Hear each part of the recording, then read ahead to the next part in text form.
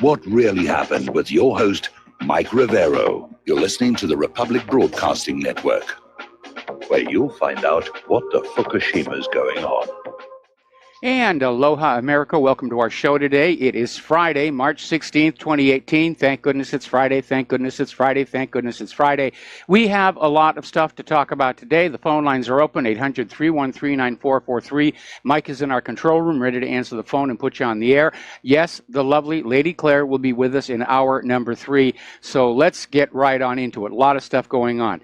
Today, March 16th, is the 15th anniversary of the murder of Rachel Corrie, and she was a Palestinian activist. She was actually an American, but she was over in Gaza, and she tried to block a bulldozer from demolishing a home, and the bulldozer ran her down and then backed over her. And of course, Israel's official declaration, it was an accident.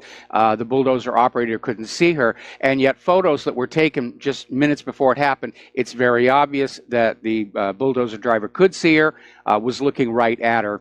So, again, this is the sort of thing that happens over in Israel. Now, a lot of stuff going on around the administration, and talk about a lot of firings. Sessions is saying he's considering firing McCabe, but frankly, I don't think it's going to happen, because that's just the way it works in Washington, D.C. If you do the dirty work for the higher-ups, you'll be protected, and McCabe is not going to be prosecuted, even though apparently he lied under oath, and he'll get his pension. That's what I think is going to happen, and I'm sorry to be cynical about it, but I think that's what's going on.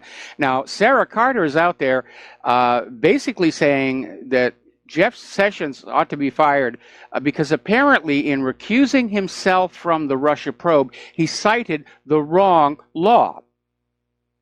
And everybody's sort of saying, what's going on? Doesn't he know what he's doing here? But apparently, President Trump is starting to act presidential. He's starting to realize he really is in charge. Unfortunately, with all these changes to his cabinet, he seems to be assembling a war cabinet rather than a peace cabinet. So I think we're in for some rough times. Lou Dobbs basically came on out and said Jeff Sessions is the most feckless, incompetent attorney general in U.S. history. I guess Janet Reno will have to settle for the silver on that particular one. And it's finally been revealed just who leaked that Russian dossier to CNN. Now remember, all the way back in January of last year, CNN revealed the existence of that fake news Russia dossier that was used to start justifying spying on Trump. Now, CNN didn't publish it. It was laundered through BuzzFeed, and once its existence became public, the rumor of collusion, despite no evidence, began to swirl. But who leaked it to CNN? Well, apparently the House Intelligence Committee has determined that Obama's former director of national intelligence, James Clapper, was the individual who leaked the dossier's existence to CNN. So a lot of machinations back there in the dark. Now, the FBI's watchdog recommends firing Andrew McCabe. Apparently, so does the current deputy FBI director. But the White House is saying it's up to Jeff Sessions, and with Sessions looking at his own possible termination, he may not be all that ready to go along with this thing. I think McCabe is going to get his pension. However, according to law professor Jonathan Turley, McCabe has much bigger problems than his pension. Everybody's been obsessing about his pension. But basically, McCabe is looking at legal trouble. And apparently, the Inspector General has come on out and said that McCabe did intentionally mislead investigators on that whole case. So, but again, I don't think anything's going to get done. It never does. And no matter how cynical I get, I just can't keep up. Now, we're still hearing about McMaster, and there have been rumors of his departure from the White House. The White House denies anything is going on, but even the Washington Post has come on out saying that McMaster is on his way out, going to be replaced by Josh Bolton, hardcore neocon. And if McMaster goes, that'll make 25 departures in Trump's first 419 days, or an average of one every 17 days. A lot of turnover. Again, the way the White House staff is swinging appears to be more toward war than toward peace here. Now, there's been another breaking case regarding Lisa Page and Peter Strzok. Do you remember all the way back when Michael Flynn was being investigated by the FISA court, and there was this judge, Rudolph Contreras, was recused from handling the case just days after accepting Michael Flynn's guilty plea. And it's come on out why he was forced to recuse himself. It turns out that Lisa Page and Peter Strzok were communicating with the judge, trying to basically go after Michael Flynn. And these text messages were intentionally withheld from congressional investigators. So it's just crazy out there. All right, we're going to do a shout out now to our on-air affiliates who are just now rejoining the network. There's a new book out called Secret Empires, and it's talking about this very questionable timeline involving Joe Biden and John Kerry. And basically, the New York Post published an excerpt of this book, and Lou Dobbs went on about this last night as well, where basically former Vice President Joe Biden's son, Hunter Biden's firm, scored a $1 billion deal with the Bank of China's Bohai Capital just 10 days after Vice President Biden and his son, Hunter Biden, returned from a trip to China. So people are digging at all this crime and corruption. Now, this all happened back in 2013. But still in all, there's a lot of high-level corruption going on.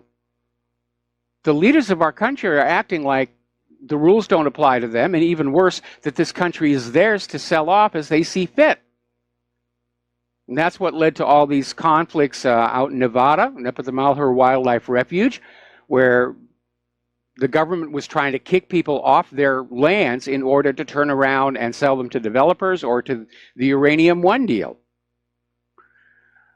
Now, there's a story that came on out from Citizen Free Press. According to a frontline GOP strategist, sometime after Easter, Paul Ryan will announce his retirement from Congress. Now, this source has asked for the name to be withheld, so already it's questionable. But that's the latest rumor that's floating around there. Democratic Congresswoman Louise Slaughter, the oldest serving House member, has passed away at age 88. The official story is she fell in her house, suffered a head injury, concussion, swelling of the brain, and has passed away. Now, Hillary Clinton, as you know, she's touring around India, and there's that video of her slipping on the stairs, even though she's being held up by two guys, one on each side. Well, apparently she's had another little whoopsie. She slipped in the bathtub and fractured her wrist. And there's a picture going around of her with this obviously very contrived outfit on that covers the wrist and the hand, so people don't see the cast. And being 65 going on 66, I understand that you have to be careful. You can't do what you used to do, and you become fragile, and you suffer injuries, and you know, it's almost enough to make me sympathize with her. Almost. Not really, but almost. There's a twinge in there somewhere, I think, here.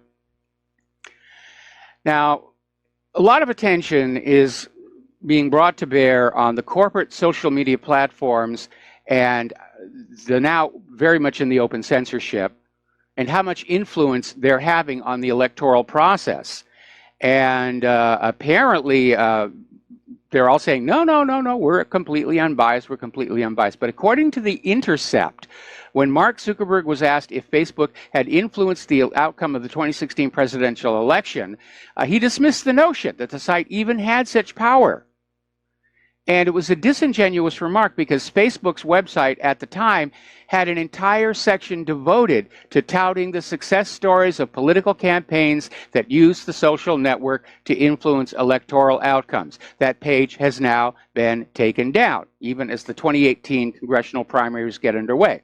Now, obviously, Facebook's influence in 2016 wasn't a success because they were fully on board with Hillary Clinton.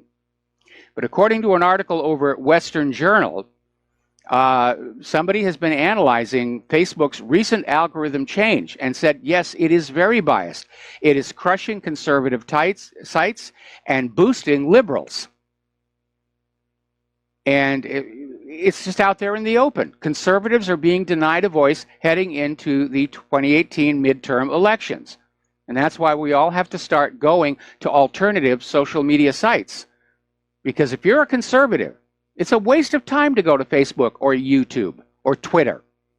Twitter hid 48% of tweets using the hashtag DNC leak and 25% of tweets using hashtag Podesta emails during the 2016 election. That's clearly a case of meddling and denial of First Amendment. So we have to stop using those social media platforms. It's a complete waste of time. The liberals love it because they get to live in their fantasy liberal universe. But if we're going to have an outreach to fellow conservatives and to the American public in general, we have to find other means to do it. One of the best, of course, is word of mouth. And so you might want to start thinking of yourselves as evangelists, if you will, for the independent media, and just make a point of talking up Republic Broadcasting and whatreallyhappened.com. Just tell all your friends. Email it out. We need to balance this. We need to get balance back into the public discussion regarding the upcoming elections here. Now, over at Oraz.com, they have an article on how Russian trolls smeared Senator John McCain as a traitor on social media. Right now, apparently, if you say anything critical about anybody in the government, no matter how much they deserve it, oh, you must be a Russian troll. You can't be a real American citizen. Real Americans just love and trust and would never say anything bad about our politicians. I mean, we gave you the First Amendment right to freedom of speech. We didn't expect you were actually going to use it.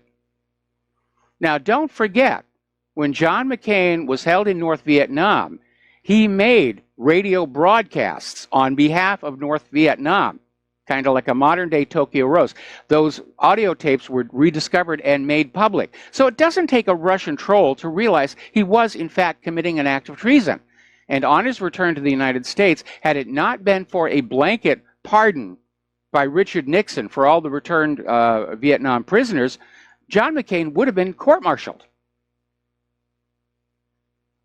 Now, U.S. Treasury Secretary Stephen Mnuchin has spent almost $1 million on military liaison flights for himself and his entourage when he could have taken cheaper civilian flights. This is coming from a Transparency Watchdog report. Those politicians and officials, they love to live high on the hog at your expense. And then they wonder why we complain. Article out of Zero Hedge. The neocon full court press for war is here. Now, I remember the Cold War. I was old enough to be aware of it, and it was basically a lot of propaganda. Russia's evil, Russia's bad, so forth and so on. But this is different.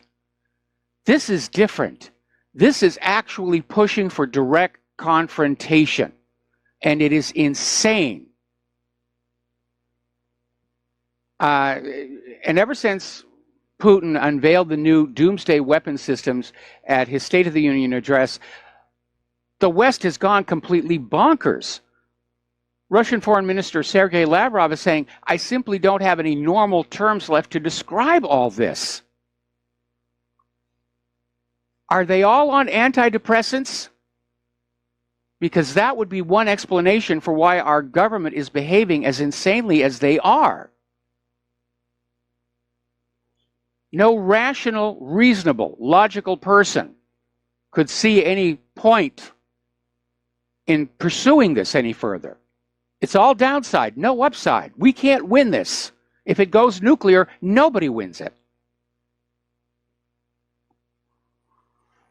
Now, the Syrian army has managed to evacuate over 12,500 civilians from eastern Ghouta. And contrary to the corporate media spin that the Syrian people hate Assad, they're all very happy the army is there.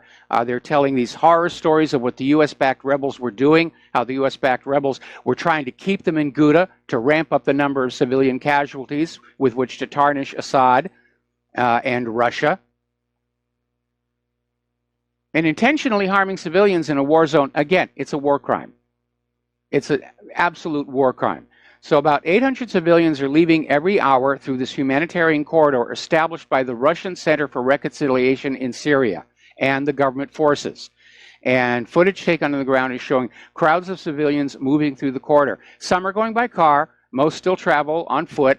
Entire families are leaving the area, and people are carrying their children, carrying stretchers with injured or sick relatives.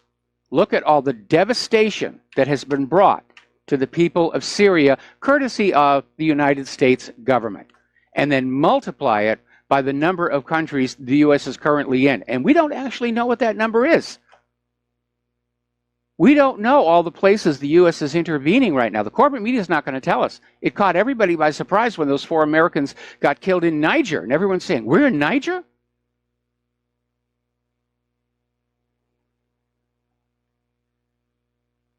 Now, a recent opinion piece by Tom Lister for CNN was called "Assad May Win Syria's War, but he will preside over a broken country." And basically, the Brookings Institute is saying that the U.S. has a plan B. They're starting to accept the possibility they're not going to be able to win in Syria. Their plan B is to basically leave it a scorched earth and just wreck the place. So it'll take Assad decades to rebuild again. Then they can just leapfrog over him and go after Iran. Now, Russia is once again warning, and I wish our government would listen. Russia says it will attack the U.S. military if Trump strikes Syria again.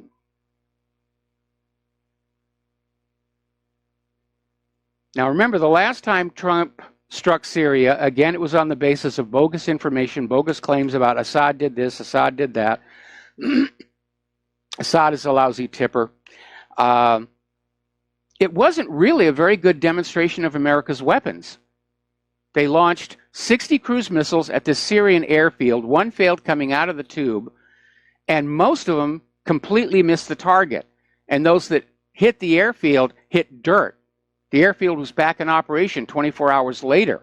And this is one of the reasons why countries like Turkey are saying, I don't want to buy American weapons. They don't work. They're very expensive. We're going to go to Russia. Now, Turkey is continuing its brutality against the Kurds in Afrin. More than 20 civilians have been killed. All right, let's start taking some phone calls. Mark in North Carolina, aloha. Welcome to the show. What's on your mind? Hey, Mike. I didn't think about that, about the antidepressants, but seriously, that might be one of the things with our leadership. I mean, these people are nuts. They're crazy. There's going to be no winner in confrontation. In a ground war with Russia, if it doesn't go nuclear, and it's not likely that it's going to stay non-nuclear, personally, I don't think we could win that either. Even though Russia doesn't have anywhere near the amount of military hardware as we've got, they've got a lot. They seem to have a lot better hardware, even though they spend a lot less money. I mean, look at all these big aircraft carriers we've got. They'd be sitting targets.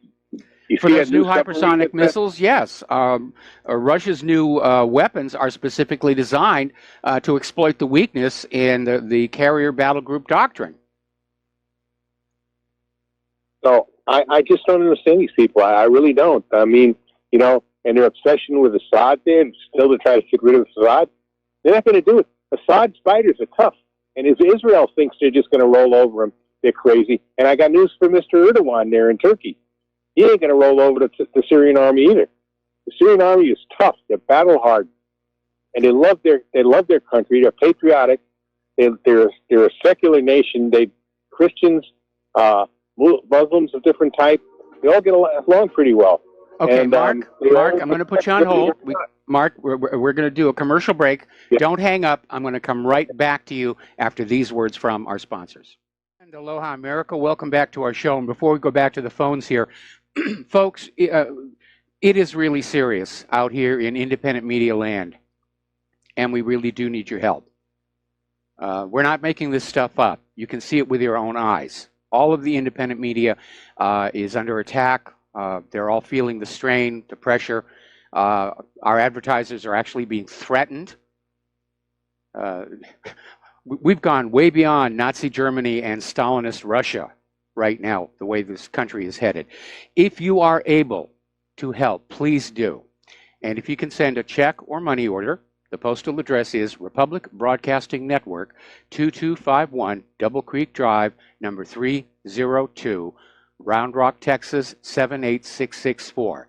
If you want to call on in and become a recurring subscriber, the number is 800-724-2719, extension 03. I thank you. Republic Broadcasting thanks you. And I've actually been getting emails from people who are, in fact, becoming recurring subscribers. So that's a really good thing. We're very, very grateful. Every little tiny bit will help. Okay, back to Mark in North Carolina. Yeah, it does seem like something has gone horribly wrong with our government. They're making reckless, poor decisions. And it may be because they're on prescription antidepressants. We know that some of the people in Congress don't seem to be firing on all cylinders, like Nancy Pelosi and Maxine Waters. We know there's actually a pharmacy inside the Capitol building. So apparently there is a demand for medication right there. And that may be right. That may be one explanation. The other one may be, if you remember Gulliver's Travels, that the top rulers are just surrounded by all these advisors who are telling them what the rulers want to hear rather than telling them what they need to know. And it looks like Trump is unfortunately going down that same path with some of his recent acquisitions to the White House. It's very disturbing to hear that John Bolton, this guy is evil. This guy is an evil, nasty neocon, a warmonger, and he was a draft dodger during the Vietnam War. And that he could even be considered for National Security Advisor tells you that Trump basically is either bought and paid for or he's a total phony. And if he does that, if he puts Bolton in there, I'm going to tell you right now, that's it. No more support for Trump. I don't care how good he is on other things like trade policy. No, that's it. I'm looking to support somebody in 2020. I'm hoping that somebody like a Jesse Ventura and a Cynthia McKinney form a partnership and run for a president and vice president. I think that would be. There's a lot of stuff I don't agree with Jesse on. You know, like he does believe in climate change and all that nonsense, and he's kind of funny on the borders. But I'm telling you, we don't need war. We don't need the destruction of the planet. No. You know, I mean, let's be honest. That's what nuclear war would lead to. And these madmen will get us into something like this. It just gets worse and worse. Well, and on top of that, I don't like it. When Syria is being attacked for no reason, and we're supporting Islamist radicals, terrorists, to try to get rid of Assad. And the other thing is what's happening in Yemen. This bothers my conscience. This is disgusting. You know, by the way, who's very good? I know, you know, just by the name, you think it was something else, but it's called Israeli News Service or something like that, News Alive. I should get it on YouTube. And there's this guy, Stephen Danoon. He's not what you think. He's actually a, what do you call it again, a Masonic Jew. You know, in other words, he believes in Jesus. But no matter what he believes in, he knows this is garbage. He was almost crying what's going on in Syria and what's going on in Yemen. He said he doesn't understand it. He's an American, by the way. He's got a, I don't know why he calls it Israeli News Live. I don't know why he calls it that, because it's really, he's an American. He's a very religious guy, you know. And, you know, he does quote Bible prophecy, but Bible prophecy, even if, whether it's true or not, doesn't mean it has to happen. It may be a warning. I don't know what these people saw in the past. Maybe they did see something. But whatever it is, it doesn't have to happen. And, you know, he's very, very good. He comes out with everything that's going on. He comes out with how we're you know, we're tweaking Russia, how dangerous that is. Mm-hmm. And he says he's ashamed as an American, okay, that this is going on. And I don't blame him. I feel the same way. I mean, It's terrible. It You know, is. so you might want to look at it. I agree with you. I'm ashamed of this government. I'm not ashamed of America, and I'm not ashamed of most of the American people, but, you know, obviously I have an issue with the liberals who seem very disconnected from reality right now. And maybe it is years of denial about how bad things are in this country that has created this population who are living in a fantasy land. You know, where open borders are a good idea and we can actually win a nuclear war. And these leaders, they all have their bunkers. Billionaires are buying nuclear bunkers. They think they're going to be able to survive this. But some of these nuclear weapons, the radioactive contamination from them will last far longer than anybody can survive in an underground bunker. It really is insane that they're going this way. Anyway, listen, Mark, I got to let you go. We got to do another commercial break, and I got other callers. So we'll be right back after these words from our sponsors. And aloha, America. Welcome back to the show, and we're going to go back to the phones. Dustin in New Jersey. Aloha, Dustin. Welcome to the show. What's on your mind? Hey, how you doing, Mike? Doing fine. The near abroad. The near abroad is what Russia stays close to home, so they don't need to come over here. You know, they're not an empire. You know, like that's the whole problem. Like, this country has a big navy because we're an empire. British don't have a big navy anymore because they're not an empire anymore. They're never going to be again. You know, and but your previous caller, Russia's got about 12,500 active tanks. They got like one of the largest land armies in the world. You know, we'll never defeat, like, between them and the Chinese. You know, like, it's just like it's a landlocked fortress. And we have to go there. Remember that. Yes. It takes a lot more forces to penetrate their, you know, their fortress. Then they're never going to come here. We don't have anything for them to we have no factories anymore. There's no reason to come here. You know. So, hey, Mike. I got a question for you on the Tsar bomb. Like, I know it's a gigantic thing, and that was 50 megaton out of a supposed 100. Yes. I believe. That System 6 drone torpedo the Russians developed, yes, is supposed to be capable of 100 megaton warhead. Is that possible? On like the number I heard was the number I heard was a 50 megaton warhead, and it all depends on how large the unit is. The Tsar bomb was a prototype. It was put together as a technology demonstrator, and the Russians were so afraid of it, they dialed it back to only 50 megatons, and it left a huge scar on the Earth. But if they work to miniaturize it the way the U.S. has miniaturized nuclear warheads over the year, it's possible. And if they could get one of those things underneath an American carrier group, the carrier group is going to be completely gone. And 50 megaton is a little bit of overkill because if you remember Test Baker in the Crossroads series here in the South Pacific, they took a whole bunch of ships left over from World War II, including an aircraft carrier, and they arrayed them around this underwater nuclear detonation, and pretty much all of them were rendered unusable. And that was only, I think, 3 megaton. And what's cobalt-59? Because the encasing of this unit is supposed to be cobalt-59, which is insane from what I read about cobalt. But, Mike, do you realize this thing has a nuclear... This thing can stay underwater for months, like, just in idle, no? I mean, and it can just be used to destroy, like, installations and, like, economic ports. Yeah, I mean, if this thing could go into, like, Los Angeles Harbor, it would destroy most of Los Angeles. And what Putin is trying to do here is say nuclear war is unthinkable. Stop thinking about it. And again, it's that mutually assured destruction's doomsday scenario, Dr. Strangelove all over again. But we're not listening, Mike. I mean, we're listening, but, you know, a lot of other people are not listening, and it's very scary.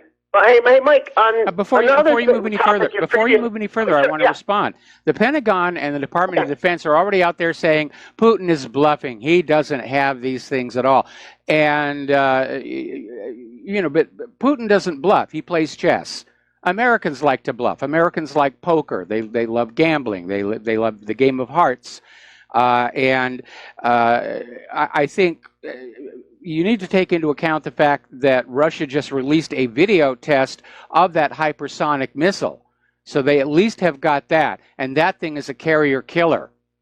There is absolutely nothing that the U.S. has right now that could intercept and take out a maneuvering hypersonic attack, the sea skimmer. The close-in weapons systems That was on can't the get it. MiG-31, I believe. What was that? I think that was the one on the MiG-31, the Kindle Yes. system, the Dagger. Yes. Yeah. Oh, yeah. That's. You see the size of that thing? My God. Yes. Now, Mike, your previous caller mentioned. You know what killed Trump with me? Everything he ran on. Yes. We're in a big fat bubble, and then when he gets in, everything's doing great.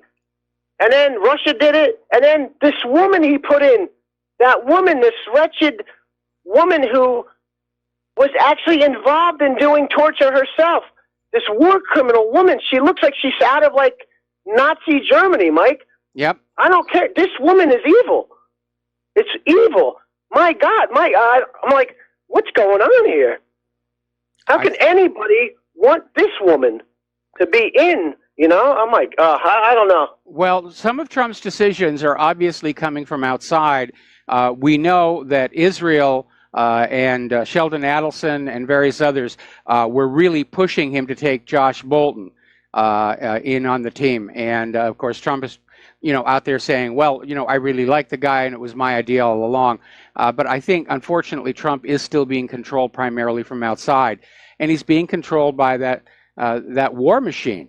And I guess we've just reached the point where the consensus opinion within Washington, D.C. and Wall Street is that without a major war, this country will collapse. That part I agree with. The part I don't agree with is the fact that a war is going to fix the problems, because we're going to lose this one. That other caller was absolutely right. We would have to go over to Russia. They've got huge numbers of forces in uniform, so does China. America, meanwhile, over the last 18 years, has drawn down all of our stockpiles. We've used up a lot of our weapon systems. Apparently, they break rather easily. And we don't have the manufacturing to produce war materiel in the volume necessary to sustain a major combat. We just don't. And then, Mike, real quick, switching gears on the economy real quick. March 26th, the Chinese, something goes online, right? Like is it the Shanghai now, I believe, the co-op? Or no, the Shanghai Cooperative Organization's already up and running. The Russians and the Chinese, I think BRICS is setting up their own alternative, Mike. Hang on. I think BRICS is... Hang on. I think what's happening at the end of the month, the BRICS nations have been working on their own electronic funds transfer system to parallel SWIFT, because it's U.S. control of SWIFT that allows the U.S. to actually enforce their sanctions all over the globe. And a lot of people want to get out from underneath that sword of Damocles. That's what, that's what I meant. There's a SWIFT alternative. That's what comes online March 26th. Yes. That's why there's this run-up, Mike, to the war. Thanks, Mike. All right, thanks an awful lot. We're going to take a call from Steve Elkins. Then we're going to close the lines because I got a bunch of news to get through before Claire joins us. Steve, what's on your mind today? Well, I've got to say that a lot of your callers are really sharp people. Of course, you already know that, your listening audience. But not Michael Bolton, but John Bolton, a very poor choice if Trump considers putting him in the administration. Very poor choice. I kind of put him in the same category as Henry Kissinger. Yes. No, I would not put John Bolton in any kind of government office. Actually, I would believe he probably has some kind of he probably has some travel restrictions also placed on him that he cannot travel about in the world also, or he'll be thrown in as a war criminal. But the reason I called in is you were talking about John McCain, and I can't tell you how many people I have educated on this coward, this traitor John McCain, and that he simply let it be known that he was the son of an admiral, high-ranking admiral in the Navy, and became a bartering chip. The man is not courageous. He is a coward. And I can only assume he got in through election fraud or voter fraud in Arizona all these years. But he is not the man the media portrays. No. Actually, he is a disgrace of a human being. But he's a good friend of Israel, and therefore he's untouchable. I've gotten emails from some of the people who were actually on that aircraft carrier, and they confirmed the story, that McCain liked to do wet starts with his jet to spook the pilot behind him, and accidentally cooked off some of the missiles on the plane behind him, and that's what led to that devastating fire. And because he was the admiral's son, they got him off the ship. He left the ship before any of the wounded did. Right. Hey, last thing I was thinking about RBN, and I'm very proud to be part of this network. And I got to say, Mike, you do a fabulous job. I really mean that. There are a lot of great hosts on this network. And I was trying to think about some kind of little slogan for the network to kind of throw at the other hosts to mention on the show. And I came up with keep RBN alive, tell 5. And that I mean, tell 5 other people who don't know about this network to check out the website, check out the Listen Live, go look at the banner articles, learn something, and share it with others. So keep RBN alive, tell 5. And I'm going to be pushing that on Sunday because this is a great network. I've looked at a lot of talk radio networks, and the variety and the perspective here at this network, like I say, you do a fabulous job. And I only came by the network because of you, actually, when I learned you were on Coast to Coast AM one day. We were talking about what was going on in the world, and I thought, my God, this is refreshing. I have never heard this talk before.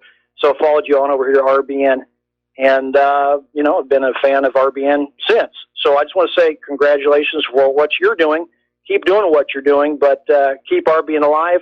Tell 5. Tell 5 love others. it. I'm going to use it. I hope John Stadmill is listening to this because I think it's a great idea. Obviously, you're doing a great job as well, and welcome aboard.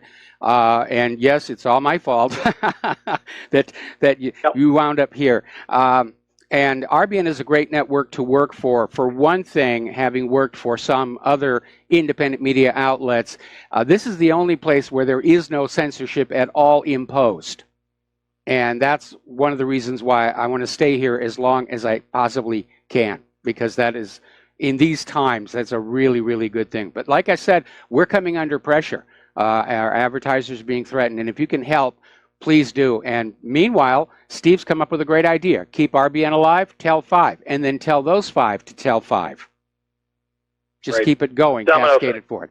All right, thanks an awful lot, Steve. We're going to let you go. We're going to close the phone lines for a while because I got a bunch of important stuff to get to before the Lady Claire joins us. So, story coming out of Russia Insider describes what's going on as the U.S. and Great Britain trying to Iraq Russia. Now, the pro-war against Russia people are not getting a lot of traction. Nobody's buying this stuff about the spy. And so now they're playing that chemical weapons gambit.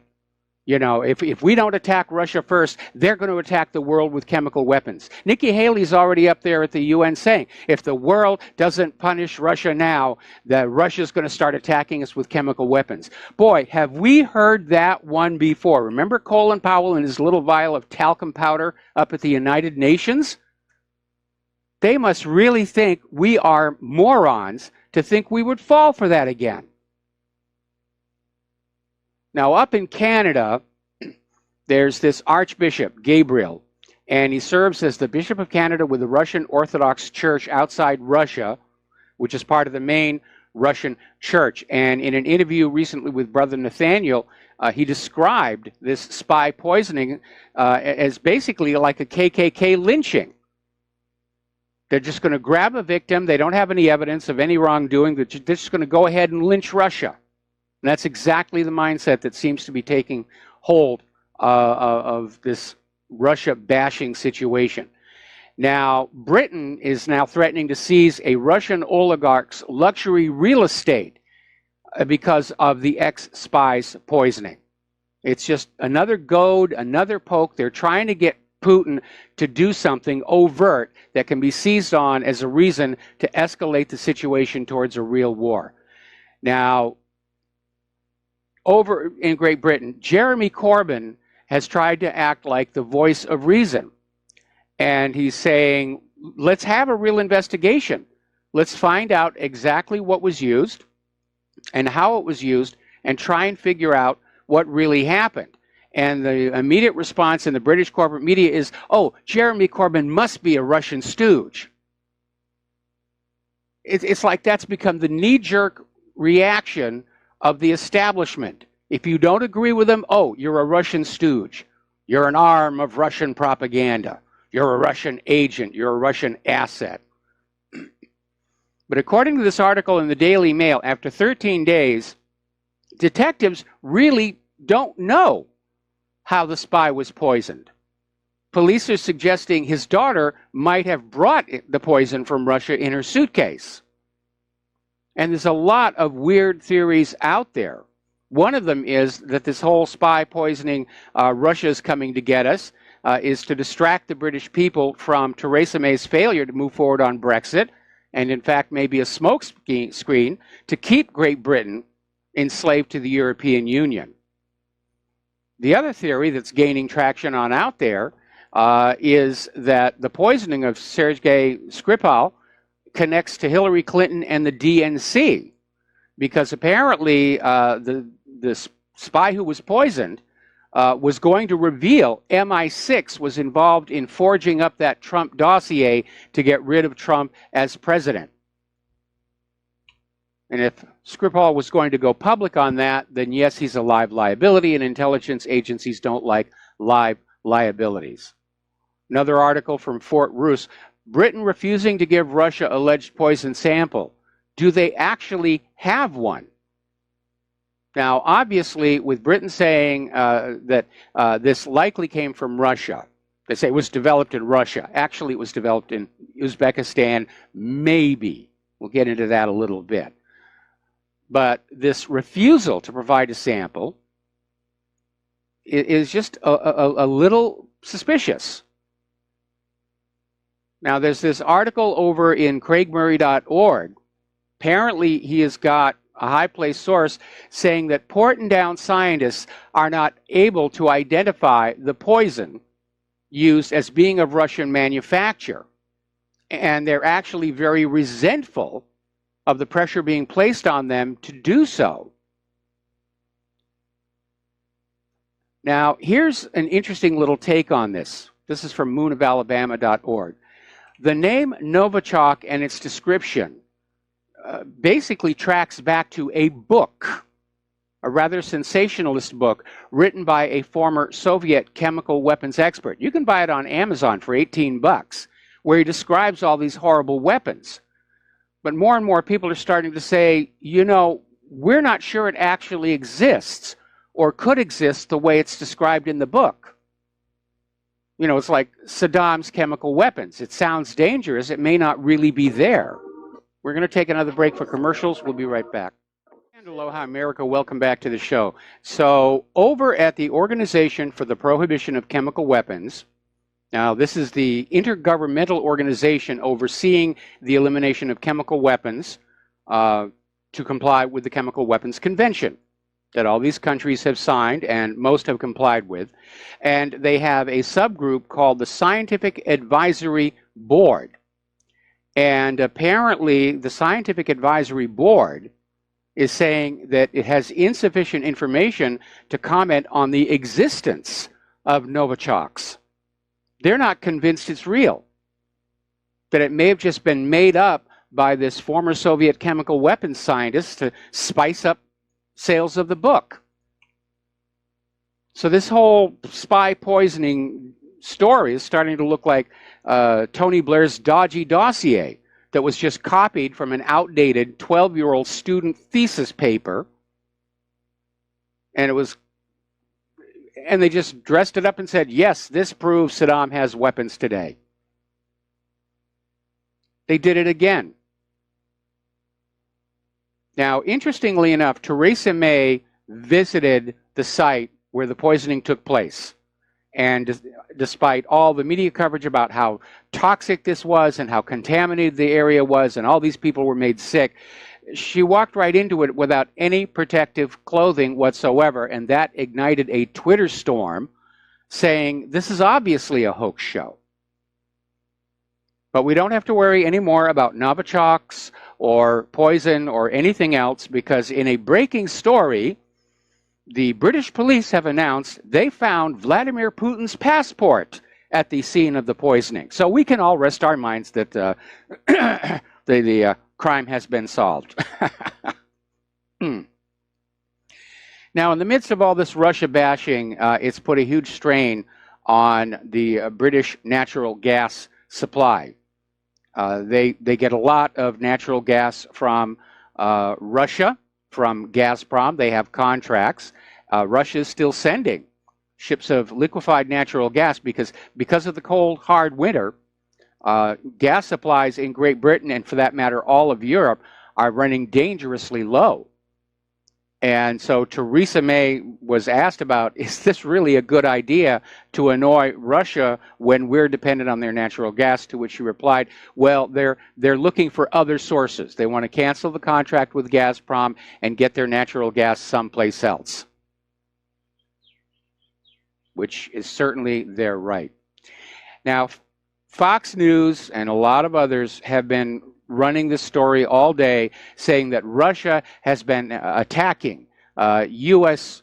infrastructure going all the way back to 2016, mostly power stations. Oh, those dastardly, evil Russians.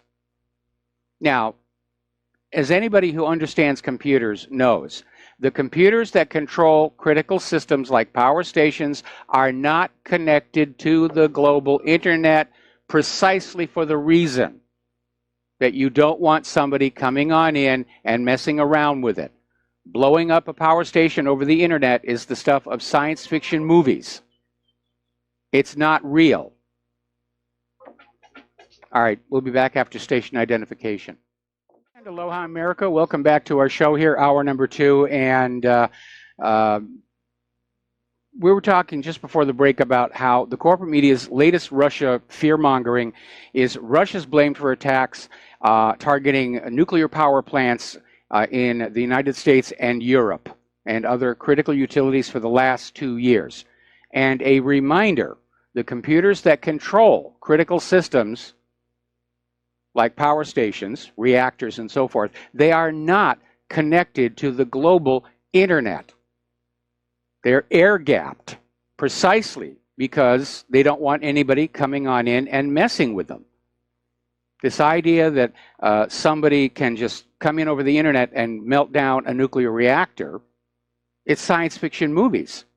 And it looks good on the movie screen. I guess people believe that's what's going to happen. But no, that's not the way it works.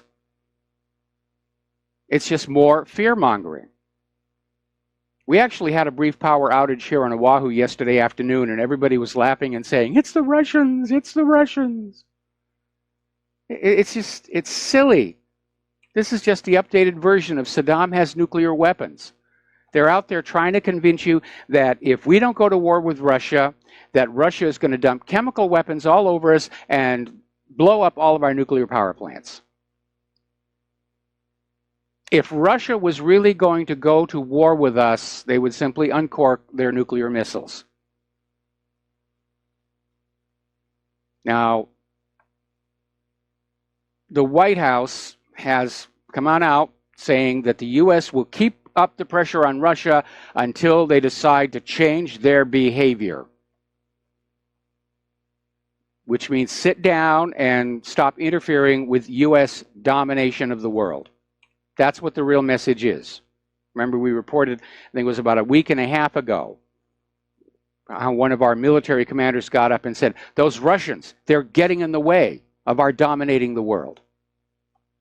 Maybe the world doesn't want to be dominated. Ever think about that? Maybe the world doesn't want to be dominated by the United States when you look at how terrible conditions in this country have become. Maybe people in other countries like their clean, civilized, low-crime, beautiful countries, and they don't want to see them turned into, like Baltimore or Chicago.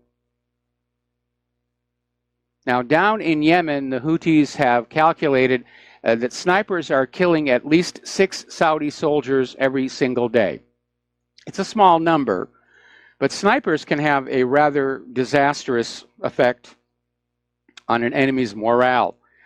And referencing back to that phone call about how tough the Syrian soldiers are and how hard it's really going to be to go on in, there's another factor besides their being battle hardened after all these years of attempted U.S. invasion. They're fighting for their homes. They're fighting for their loved ones. They're fighting for things they can see right in front of their eyes, and that motivates them.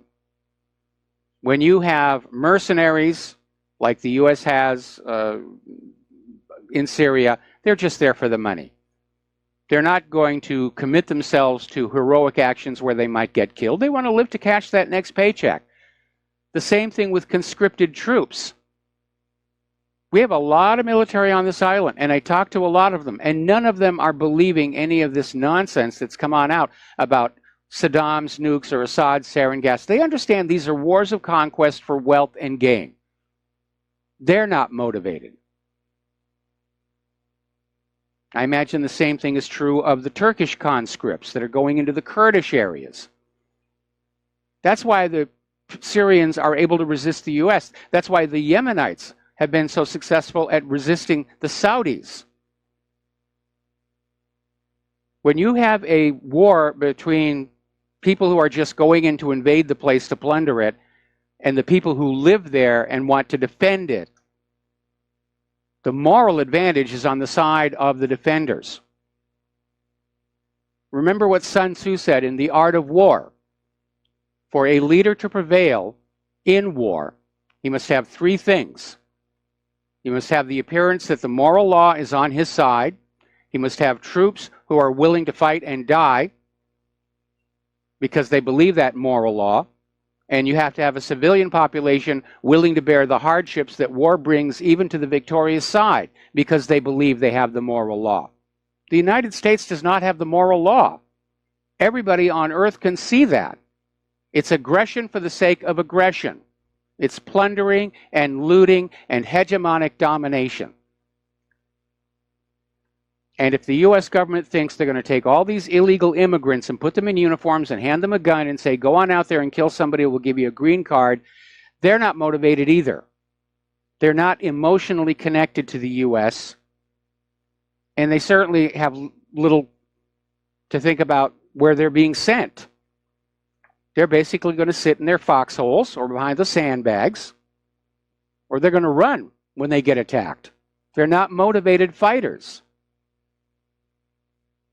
We're going to do a shout out now to our on-air affiliates who are rejoining our network right now. Now, as you know, AIPAC just had their annual confab, big convention there, a lot of speakers, Benjamin Netanyahu, Mike Pence, all up there trying to outdo each other about how much they love Israel. But surprisingly, starting this year, AIPAC is suddenly getting a lot of bad press, including Jewish newspapers and even the Washington Post.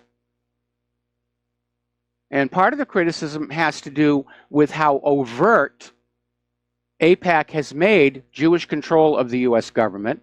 The Jewish newspapers are screaming about the fact that the press was, for the most part, kept out of the AIPAC meetings. They held one on Israel and press freedom. The press was not allowed to attend.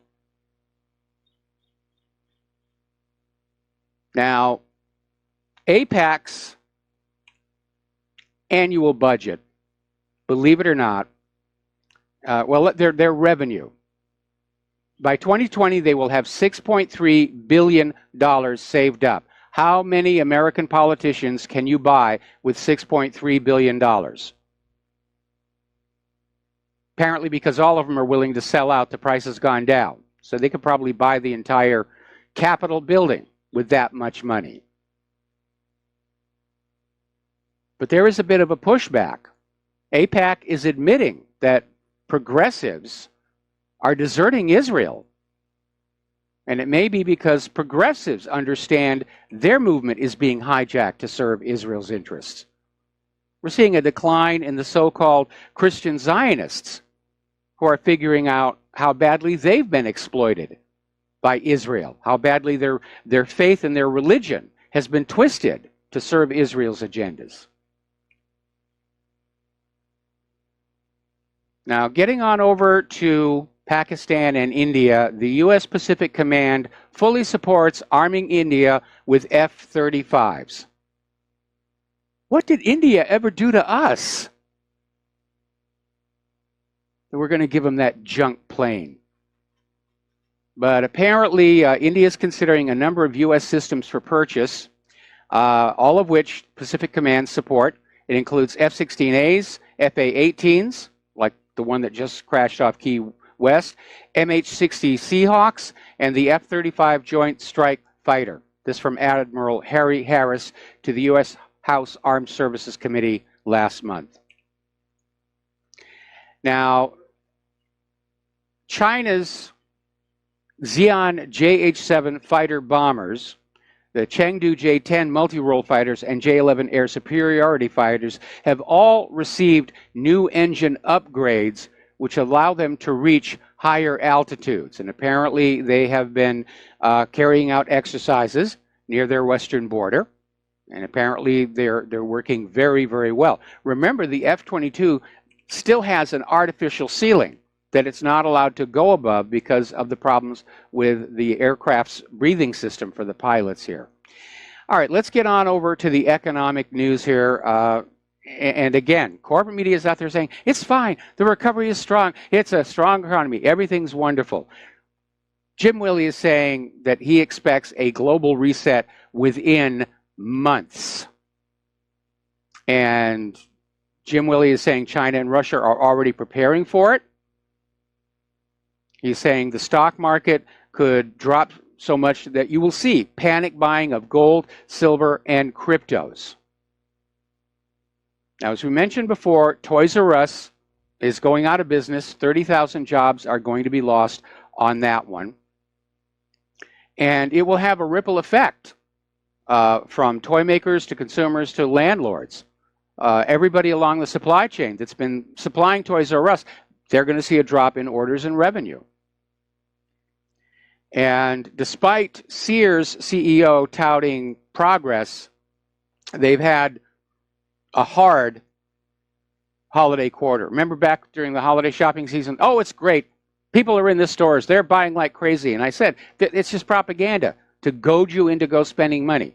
And apparently the propaganda didn't work. It was a horrible holiday shopping season yet again. Moody's is warning that there's going to be a deluge of retail bankruptcies. Well, if the retailers are all in trouble, where is this strong recovering economy that we keep hearing talk about? It's not lining up. We're not seeing the grassroots indications that the economy is doing any better. The rich are getting richer. The luxury market stores are doing just fine. But the middle class economy, it's stagnant. It's absolutely stagnant. We're seeing stores that have existed for 70 years vanish. Meanwhile, Congress is going to roll back Dodd-Frank so the bankers can have a free rein, predatory behavior. Trump wants to replace NAFTA with bilateral trade deals. We mentioned this briefly yesterday, but we're going to touch on it again today. iHeartMedia has filed for Chapter 11 bankruptcy, and yet somehow in the middle of all of this, their CEO got a $10.3 million bonus. And apparently the company has reached an in-principle agreement to restructure its debt. It's not good news for iHeart, but they're one of the largest media networks in the U.S. It was formerly known as Clear Channel, and they own over 850 stations. They have 2 that I'm aware of right here on Oahu. Now, China is starting to dump treasuries as foreigners start buying near-record stocks. Apparently, all this talk we've been hearing about China's economy is bad, China's economy is bad, is proven to be about as accurate as being told the U.S. economy is great. But apparently, they're doing a lot better than we are. Over in Italy, they have been suffering under years of the European Central Bank's quantitative easing and austerity, which has really crushed down the standard of living for the Italian people. But Italy's banks are still in trouble. They're calling it the doom loop. It could still implode and basically break up the Eurozone financial system. The Canadian economy seems to be in trouble, and as a result, Trudeau's approval ratings are heading down as well. A little bit of good news, Oklahoma Senate votes to wipe out tax breaks for the wealthy, potentially gaining $120 million a year into their state treasury. We're starting to see this idea of going back, that the people who have more should pay more. And as a matter of fact, Fox News on the last commercial break was running a story about a lawyer who has come forward with a suggestion that traffic fines be scaled to your income. So if you're not making a lot of money, you get a small fine on your violation, and if you're very, very rich, the fine goes up accordingly. And I think this makes perfect sense. I think it makes perfect sense.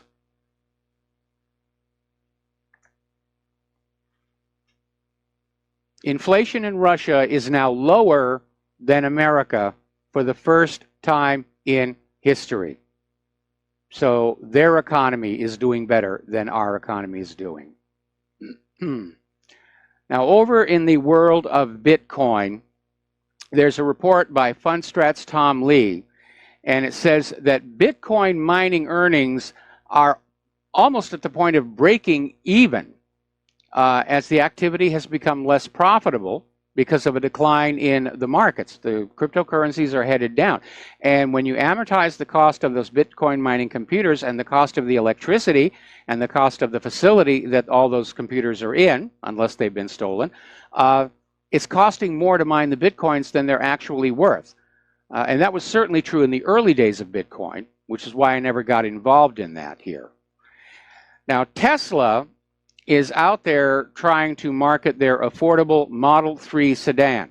The earlier Teslas, and they're beautiful cars, were very expensive. They were almost sold as a status symbol. But Tesla wants to move into the broader mid-range consumer market. But they've hit a couple of snags, and they keep having to push back their production and the release. And according to a report from CNBC, it's because Tesla has been churning out a high rate of flawed parts. Apparently, they value engineered the car just a little bit too much, and they're getting a high rate of failure. Now, I understand wanting to have the lowest cost to manufacture, but you have to keep the product at a certain quality or you're going to lose your customers. People are going to say, oh, yeah, it's a really inexpensive car, but man, they break down all the time. People make jokes about that. You know, what does Ford stand for? Fix or repair daily. I mean, believe it or not, our little Hyundai that we just got hit with a recall. I got to take it over to the dealership. There's apparently a part in the brake system that can fall off. Now, getting over to Europe and immigration, it's amazing. Recently, there have been several studies on IQ in Scandinavia, and they've been tracking it, saying that the overall average IQ in Scandinavia has been dropping rather rapidly. And apparently, the 65-year-old woman from the city of Jönköping has been charged with inciting race hatred, claiming that continued immigration will lead to lower IQ levels in the country. Now, the reality is that IQ is not a constant. And there have been studies that do show that different races do have different IQs. That's a reality. And all the PC liberal wishing is not going to change that. But there are now laws to criminalize saying things like that. There are laws criminalizing the statement of absolute scientifically verifiable fact. In Germany, Interior Minister Horst Seehofer came out with a comment saying Islam doesn't belong to Germany. He says Germany is characterized by Christianity, and the Muslims who live with us obviously belong to Germany. And I think a lot of people in Europe are getting very tired of this attitude of the refugees that want to come on in and turn it into another Islamic state. There have been attacks on churches, there have been attacks on Christians, church fires. Now, up in Sweden, they just voted to ban all religious schools. Apparently, this means Christian schools and Muslim schools. And, oh yeah, the Jewish schools are exempt from the new law. You can still have Jewish schools, you just can't have any other religious schools. After all, Sweden's government doesn't want to be called anti-Semitic or anything like that. I mean, that would just be silly on all that stuff. We're going to take another break for commercials, and we'll be right back. Aloha, America. Welcome back to the show. We're going to talk about that horrible tragedy at the Florida International University with the collapse of the pedestrian bridge. Right now, they're removing the rubble. There are so far 6 dead. 9 were rescued from the rubble in various states of injury. And if you'll remember, when it first happened, there were all these stories being put out on the internet about a crane dropping something on the bridge, and it looks like somebody was trying to steer the investigation in certain directions. What we're now hearing from the experts is that apparently the bridge was undergoing what they call a stress test, and they were apparently tightening those support rods, and something happened. Now, I saw a copy of a video that was taken by a nearby security camera that actually caught the moment of collapse, and it was instantaneous and catastrophic. And if you'll remember the other day, I mentioned that one time here on Oahu, I was driving along the H1 freeway, and one of those tensioning rods let go and literally ripped up through the pavement. So it's quite spectacular. And we've had those same tensioning rods on the tracks for our light rail, and already some of those have had to be replaced. So apparently either a rod let go or they over-tightened it, and the NTSB is now involved. So they'll probably claim that Vladimir Putin did it. But obviously there was a defect in the engineering somewhere. This is looking more and more like a failure of the engineering. And it underscores the fact that the United States can't do the sort of things it used to do.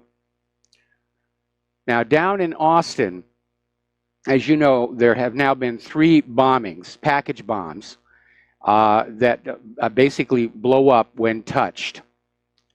And the police are now saying that apparently these bombs are pressure activated, and they literally have to be assembled on the doorsteps, because inside the package there's just this little spring switch, and there's a weight put on the switch that is holding it in the closed position.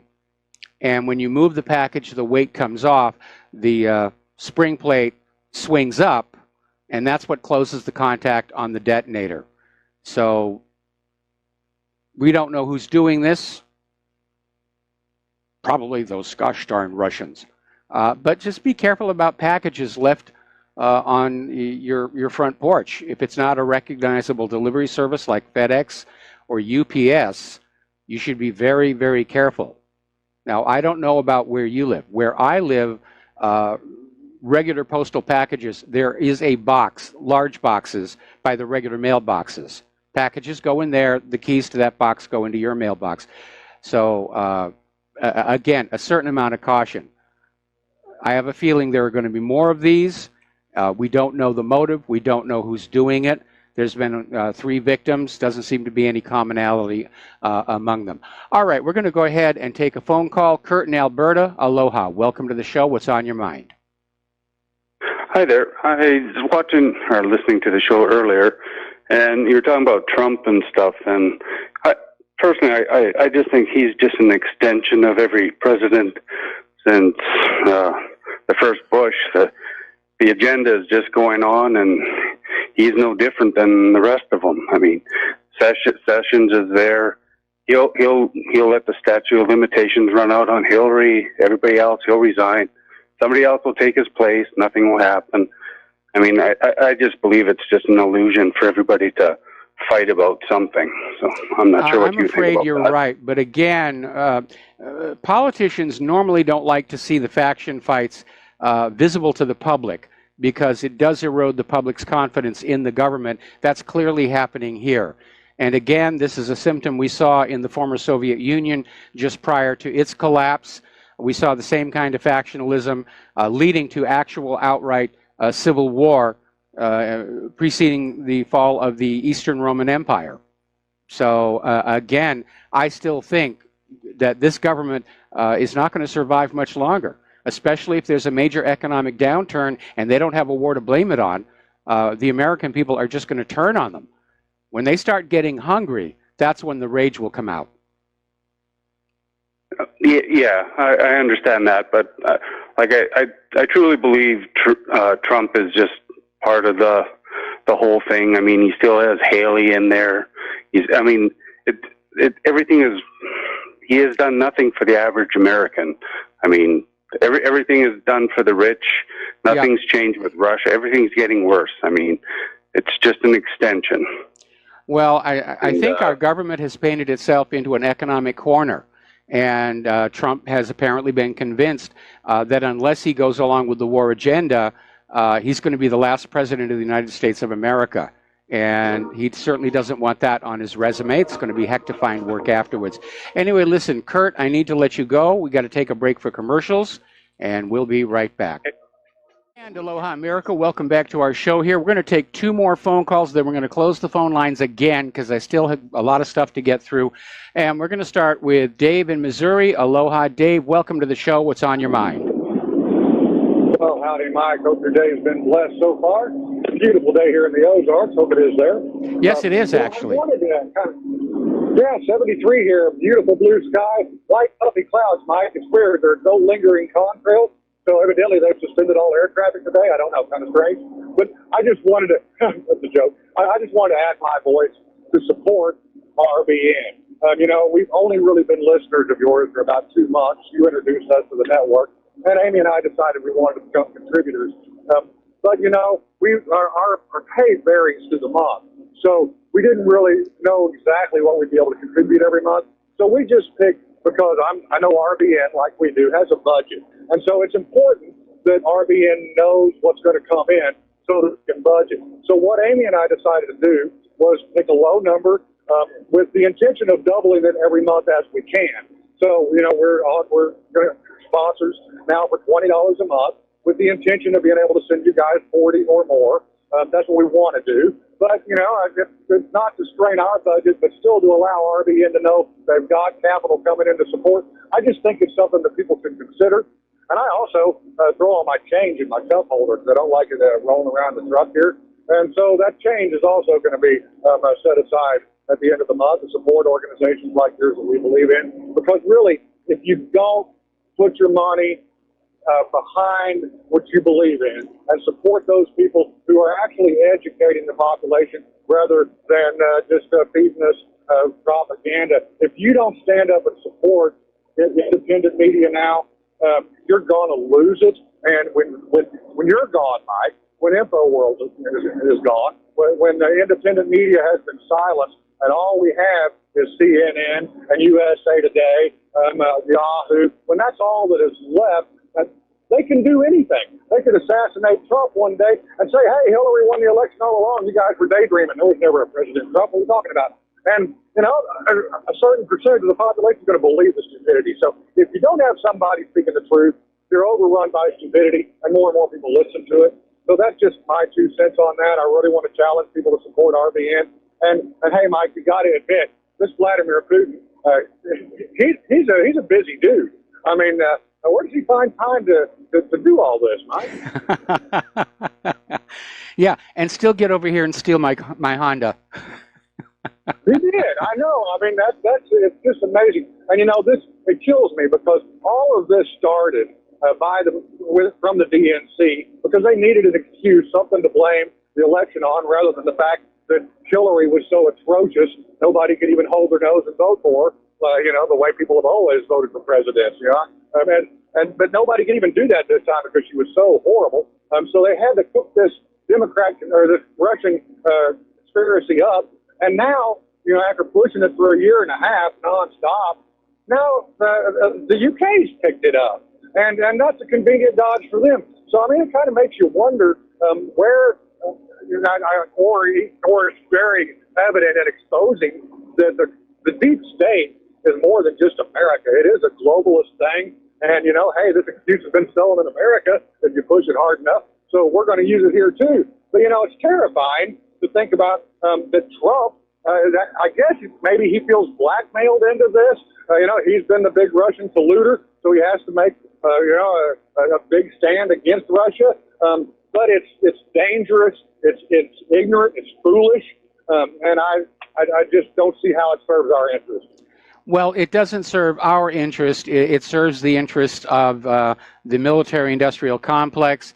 It serves the interests of Washington and Wall Street, who have wrecked this economy, and now they're looking for somebody to blame it on, or a war to blame it on, before it all comes apart.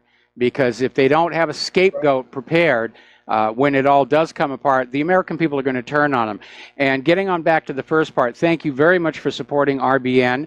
And every little bit helps. And I'm sure there are people out there who are saying, I'd like to donate, but I only have like $5. Folks, $5 is $5. If everybody listening to me right now mailed a $5 check to RBN, think of all the good it can do. And remember, we can't just leave it up to the billionaires to buy our country. The little money has to unite together in opposition against the big money. And that's all that we're really asking for.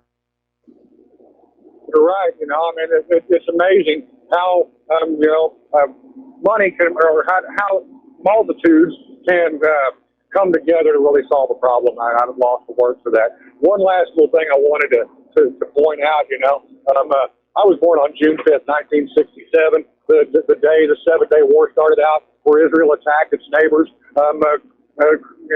conquered 3 times its allotted landmass, from the Golan Heights to the Red Sea.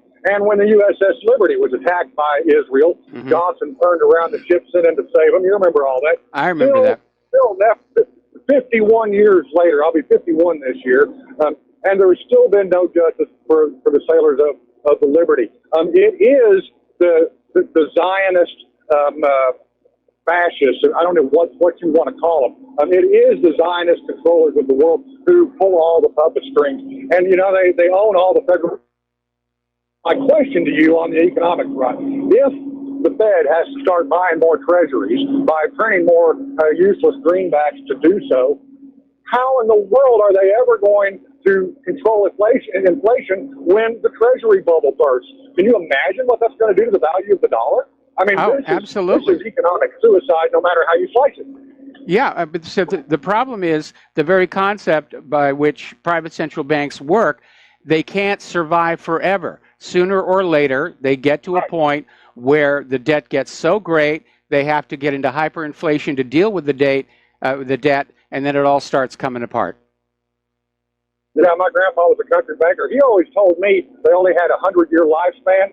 So you got to give the Fed props for making it 5 years longer, than their expiration date. But you're right. I mean, we're at that point where just the weight of the volume of the stupidity with no legs under it, it's got to come down. And when you see them printing money to buy their treasuries, that's certain sign that it's not long to last.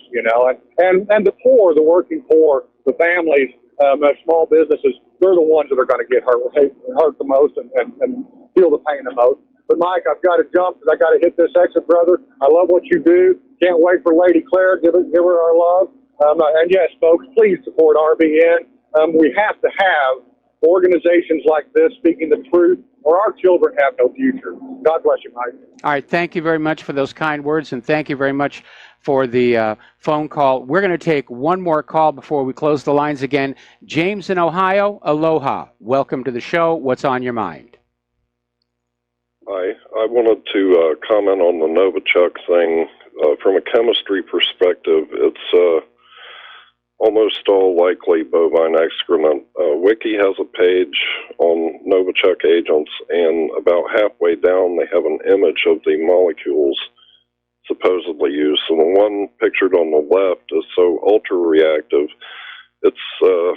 it would like explode into useless molecular fragments when it come into contact with anything. Furthermore, well, I'm actually kind of dubious that it would survive long enough to be made in a laboratory, but carried out into the field and things. Organophosphate esters are notoriously sensitive to heat, light, moisture, and vibration, and even when kept in ideal conditions, separated from air, moisture, light, and heat, they will break down all on their own. Yes. But it's kind of a head scratcher how they make it from the release point to get into the body to do what they do.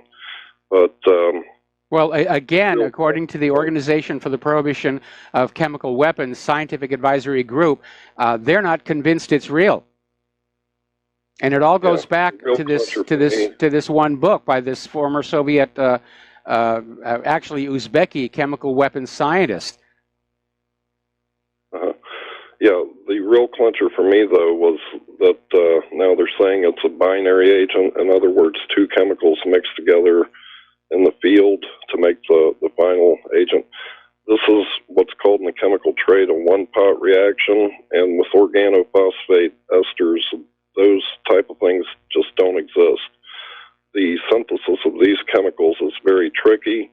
You have to be fortunately, you have to be like a very skilled university-trained chemist with years of experience in industry or scientific research. Fortunately, you can't teach yourself like making meth or something.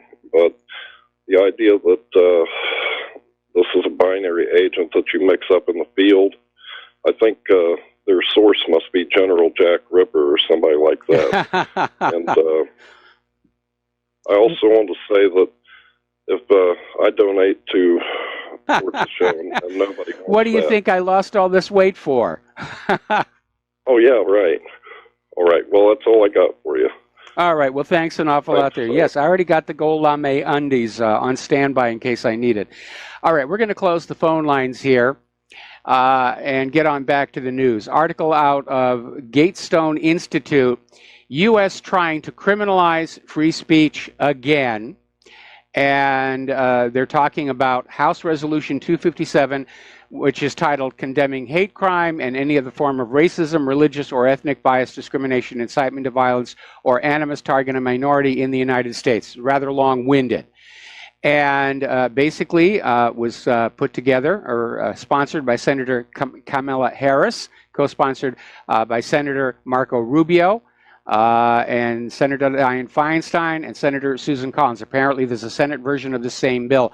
And what it's going to be used for is to basically silence anybody's concerns about the refugees, as well as to criminalize any criticism of the government of Israel. Now, freedom of speech is an absolute. And they're trying to take it away from us by saying, oh, well, you know, free speech is less important than making sure nobody's offended. That's the new liberal thinking out there at UC Berkeley here. Now, apparently, at a recent Intelligence Squared debate, there was literally a full auditorium at Yale University talking about free speech is threatened on campus. And at the event's conclusion, they ran a poll of the audience. 66% of those in attendance agreed free speech is threatened. That's a 17-point shift from a poll taken as the event began. the evidence is that pervasive. Story out of The Intercept. The greatest threat to campus free speech is coming from Dianne Feinstein and her military contractor husband. They want us all to just sit down and shut up and do as we're told. That's not the American way. It really isn't. Now let's get on back to this recent gun walkout. It's caused quite a few reactions here. One of the worst is that up in Chicago, the school released a bunch of black students to go and join the gun control march, and the students decided they could show their support for gun control by trashing the local Walmart. And Chicago police are still trying to identify the dozens of students from Simeon Career Academy who they say took part in a vandalism spree when they were out there supposed to be protesting guns. So that didn't work out very well. Now, out in California, there's a high school teacher, Rockland High School teacher, Julianne Benzel, was saying that there's a double standard in walkouts because, and she's been put on leave for pointing this out, that the students were allowed by the school administration to walk on out and join the anti-gun protests, but if a group of students wanted to walk out of school to go protest abortion, would that be allowed by the administration? And she said, if you're going to allow students to walk up and get out of class without any penalty, then you have to allow any group of students that wants to protest to do the same. And she was suspended. Or actually, she's on leave. But she makes a valid point. It underscores the fact that our schools are little more than liberal propaganda mills. Now, in Pennsylvania, at the Penridge High School, they're issuing over 200 detentions to students that walked out and took part in the protest. I think that's a good thing. If these students wanted to join an anti-gun protest outside of school hours, that's fine. That's their First Amendment right. But this was organized to literally have the students walking out of school during the school day. And that was, the planners had to know that was going to get some of them in trouble. In fact, in rural Arkansas, 3 students actually got paddled for walking out of the school to take part in Wednesday's protest. And by the way, if you are one of those students, you might want to check your backpack because apparently in a South Carolina school, a custodian was caught stealing money from students' book bags while they were outside protesting against the guns.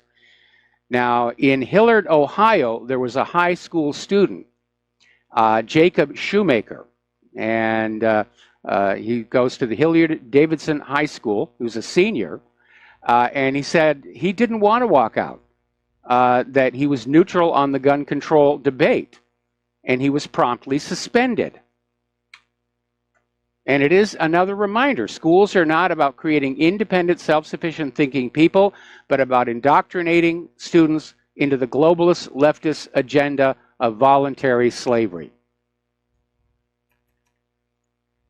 Now, out in Alabama, this is going to get this guy in trouble. State Representative Harry Shiver basically came out opposed to the idea of arming teachers to deter mass school shootings. And his reason for not arming teachers is because most of them are women. Now, that really is very silly. If you've been over to the Front Sight Training Academy and looked at their video, you'll see they have just as many women as men training how to use firearms in combat situations. That was a very stupid thing for this guy to say, but they're grasping at straws. They want the schools left unguarded. They want more of these mass shootings until Americans say, enough is enough, you can have my gun. That will never happen, unfortunately. We're going to take another break for commercials, and we will be right back. And aloha, America. Welcome back to our show. We're wrapping up on the issue about the anti-gun protest, the staged, manufactured, bought, and paid for anti-gun protests on Wednesday. And it's landed a lot of students in trouble. It's landed some teachers in trouble. Very contentious issue. But we all need to remember something. That Second Amendment is essential in safeguarding both against crime and tyranny. That's why the Founding Fathers gave us that Second Amendment. The Second Amendment is the teeth behind the other 9 in the Bill of Rights, and they're all under attack. They're chipping away at it bit by bit by bit. And if the government is treating us this bad while we're still armed, just imagine how much worse it is going to be if they succeed in disarming us. And remember, every genocide in the 20th century was preceded by a gun ban on the targeted population. And with all this talk about removing whiteness, we know who the targeted population is. Story coming out of News from the Perimeter. Apparently there is a leak from inside the investigation into the Mandalay Bay shooting that says low-level investigators were told to relax and not follow all the clues. Now, we heard the other day that it was confirmed that the accused shooter, Stephen Paddock, did have other people up there with him. We already knew that because of that second broken out window in the adjacent suite. And the FBI was literally ordered not to interview those other suspects. So the leaks are coming from seasoned investigators who are saying the investigation is tainted for reasons far above their pay grades. In other words, it's coming from up high. Law enforcement officers are trained to hunt and find the bad guys, and when their own bosses become an obstacle, suspicions begin to spill over, and apparently that's what happens. Now, down in Houston, there are these 4 police department officers, Rudolph Farias, John Garcia, Robert Manzanales, and Gregory Rosa, who were running a ticket scam. And if you recently got a ticket from one of these 4 officers, it is going to be dismissed. Apparently, the officers are under investigation. One of them, supposedly, has already committed suicide in his patrol car. But these guys were raking in $100,000 with this little scam.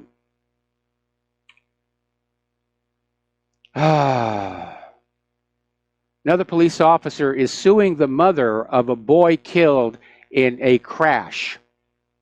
He was heading to a crime scene. Now, this officer has a long history of getting into accidents, and he basically plowed into this car, and he's suing the mother, saying that she failed to yield to his car.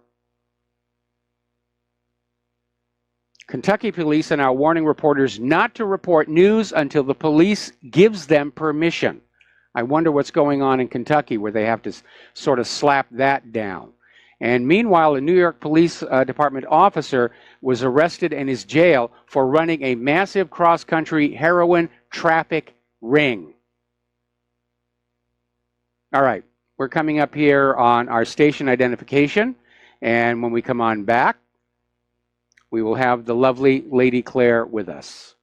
And aloha, America. Welcome back to our show here, hour number 3. And for those of you watching on YouTube, this gorgeous creature sitting next to me is the lovely Lady Claire. Aloha. Who, with her own unique perspective on the world. Before you get into your news, I want to ask you a question. I was talking about this earlier in the program. You and I are both old enough to remember the Cold War, the first one. Oh, yeah. Where it was always talk of confrontation and Russia's bad, Russia's evil, we've got to arm ourselves against them. But am I right in thinking that this feels different? This isn't just about looting the American people for the benefit of the military-industrial complex. This, to me, feels like they're pushing for an actual, real confrontation. Oh, heck yes. That's a very scary thought. I mean, we're hearing all this heavy military aviation going on out there, and it's actually a very scary time. I'm starting to have nightmares about all this stuff. Mushroom clouds out the window. It's very difficult, and I agree with you that Putin is saying, guys, please don't do this. And this article comes to us from Zero Hedge, which I have found over the years to be a very sober blog. And they're talking about the New York Times appears to have had something written by Pee Wee Herman. Finally, Trump has something bad to say about Russia. Now, this is reaching a very critical moment because through the video, Putin has demonstrated that hypersonic soundless war jet that they've created does exist. Yeah, it's a hypersonic ramjet.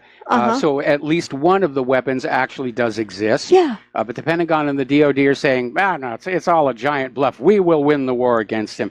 Well, we're not doing too good with the wars we've already got, and those are against third world nations that are not military peers. And Russia and China are military peers to the United States, or close to it. And if Russia and China team up together, then again, I think the U.S. is going to lose conventionally. Yeah.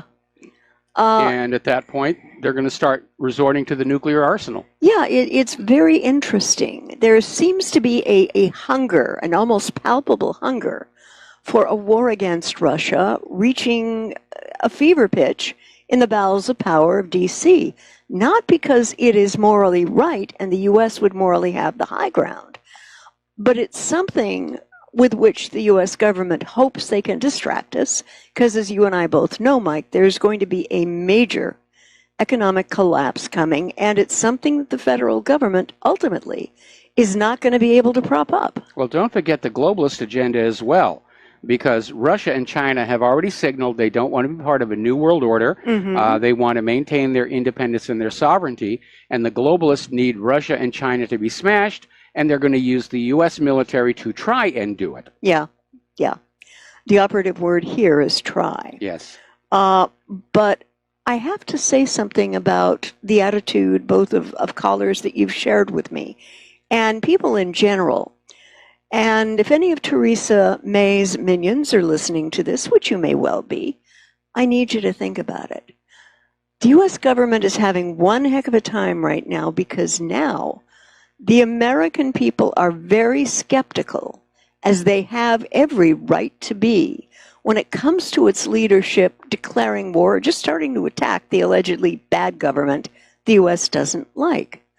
But I would like to warn President Trump and anyone who has his ear, and also Prime Minister Theresa May of the UK, when a government has lost its credibility by lying the American people or the British people into a war that was not necessary, I would like to emphasize credibility is delicate, and once it gets broken, once that trust with we the people is broken and severed, governments lose it forever. It doesn't matter who gets elected. It takes a long time to come on back here. If it ever does. Trust arrives on foot but departs on horseback. Yeah, yeah.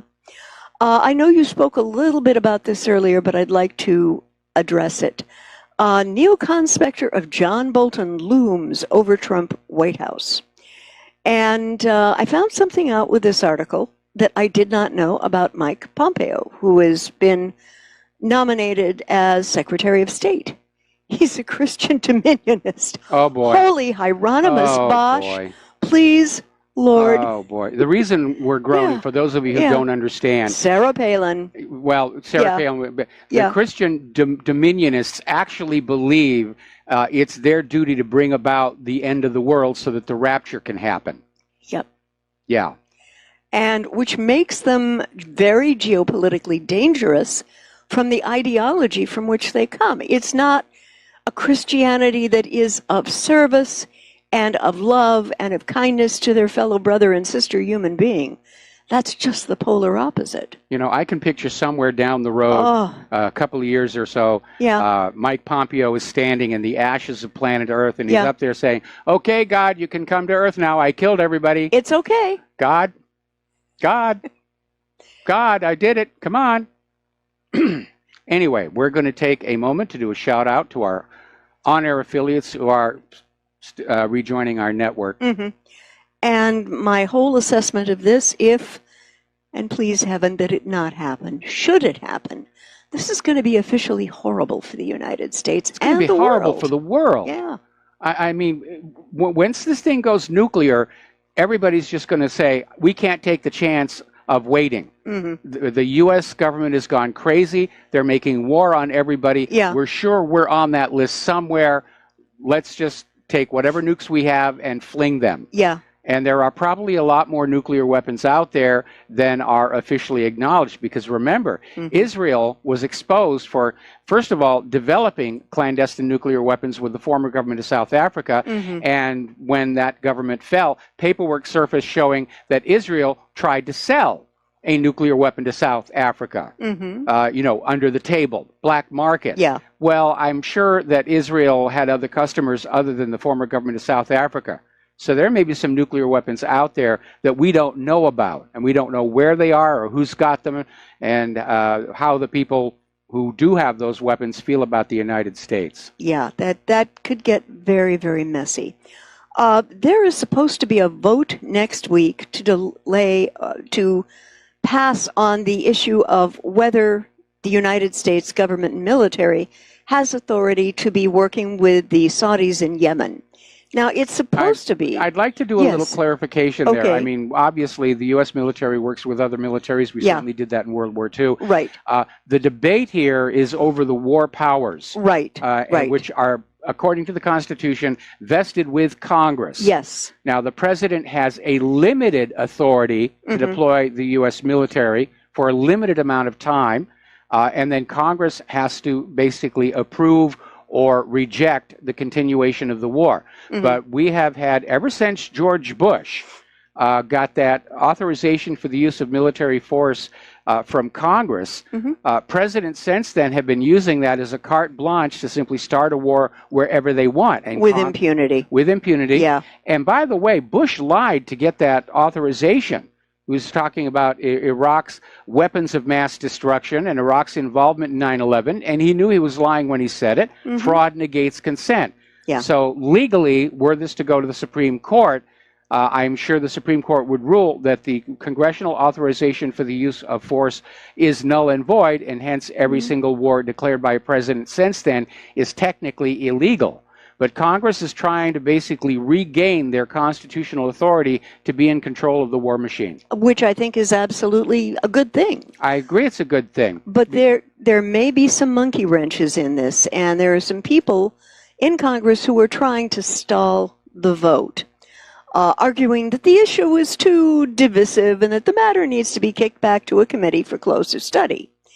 And Senator Bob Corker said, he endorsed the Pentagon's argument, saying the U.S. does so much military engagement around the world that it would be dangerous to think the War Powers Act could apply to all of it. That's absolutely right. Yeah. The original intent of the War Powers Act is it gives the president the authority to respond to an attack on the United States of America. Yeah. And the War Powers Act originally began back at a time before instantaneous global electronic communication. Right.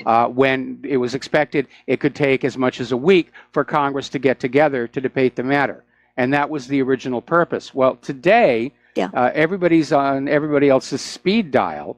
And the War Powers Act, it's not a license to just destroy whoever you don't like. Yes. And it not only needs to be brought back within its original limits, it needs to actually be shaved back.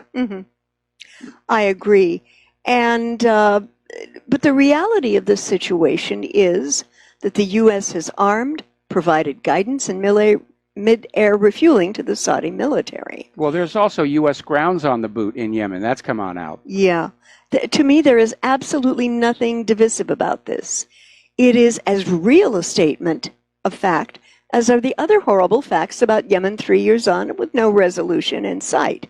Now, Saudi forces have killed innocents, non-combatants, infants, children, toddlers, women, and the medically fragile elderly. Because they have blockaded the ports of Yemen with U.S. help, and food is very hard to grow in this part of the world. There's no food getting in, consequently. And that, too, is considered a war crime. Yeah, consequently, people are not only dying, and I mean, the images that you see, these children dying of malnutrition, it's just heartrending. And now we've got cholera, which possibly was weaponized, and diphtheria all over the country, generating an horrific health crisis. And the skyrocketing increase in massive fetal abnormalities indicates that Saudis have been using depleted uranium. And the results are predictable on Yemen's kids. And depleted uranium yeah, ought to be banned. It's yes, basically radioactive waste. yeah, It's made from the stuff that's left over after you enrich weapons-grade uranium. The other uranium left over can't be used in reactors or bombs, but it is still radioactive. yeah. And it's considered usable as a projectile, either in a gun or artillery or the tip of a missile, because it's actually denser than lead and connects more energy to the target. That's the rationale. But it is radioactive. Many years ago, when I was working at this software company that was driven out of business by a virus on the master duplication disk on a game, one of my fellow programmers had served in the military as the loader for the A-10 tank buster, which uses depleted uranium munitions. And in theory, it's supposed to be safe when it's in its metallic form. The story goes that when it vaporizes on impact, if you inhale the dust, that's when you're really contaminated. But this programmer was dealing with cancer, and he passed away. So. And this morning, I attached an image of a Yemeni child exposed to DU in the womb. And I think I've linked to it before a couple of times, but there's part of me that just wants to grab through the screen and hold that child and comfort it, because that child is never going to have a normal life, ever. If it even survives. Yeah. If and it even survives. In my world, the poisoning of a kid in the womb with this weapon is criminal and inhuman beyond belief. It is evil. You know, and what gets me is the guy who ordered this campaign is not an uneducated man. Prince Mohammed bin Salman is a very bright guy, wound up getting a law degree at the University of Riyadh, wound up second in his class. He's no dummy. But I have to ask, could this hatred of the Iranian Shias, who are acting as advisors to the Houthi rebels, be so great as to cause him to order the death by direct military assault, starvation, and disease of non-combatants in Yemen's kids? Apparently the short, sad answer is yeah. You know, there is that much hatred. And anything he can do, he thinks, to destroy these rebels, he's hurting Iran. But I've got to tell you, Mike, when you destroy the children of a country, as we see Israel doing with Palestine, you destroy the country's future. Common Core is doing that to our kids. Oh, boy. History is not going to be kind to this guy. And I understand that he is known by many honorifics in Saudi Arabia because he's Saudi royalty. History and the world, however, are going to remember this man as the butcher of Yemen. Well, you know, the problem is that there is so much hate between these religions, and it's completely unjustified because all of these religions go back to the same source. Yes, Abraham. Yeah. Abraham created the first monotheistic religion, and it may have been that Amenhotep IV or Akhenaten heard of it, thought it was a good idea, which led to the Amarna period in Egypt. But basically, it started out as Judaism, and then, of course, Jesus came along, and the religions split, and they've been hating each other, each one saying, we're the true religion, you're the phonies. Then Muhammad comes along and splits off Islam, and then Islam splits into Sunni and Shia, and they're always throwing rocks at each other. Pogroms, inquisitions, crusades, and so forth. I mean, all this bloodshed throughout history in this endless argument over whose deity has the biggest dick. Well, for some that may be true. It's not for me. But getting back to this trying to kick this this legislation back upstairs, Senator Corker, the U.S. government has got to stop this madness.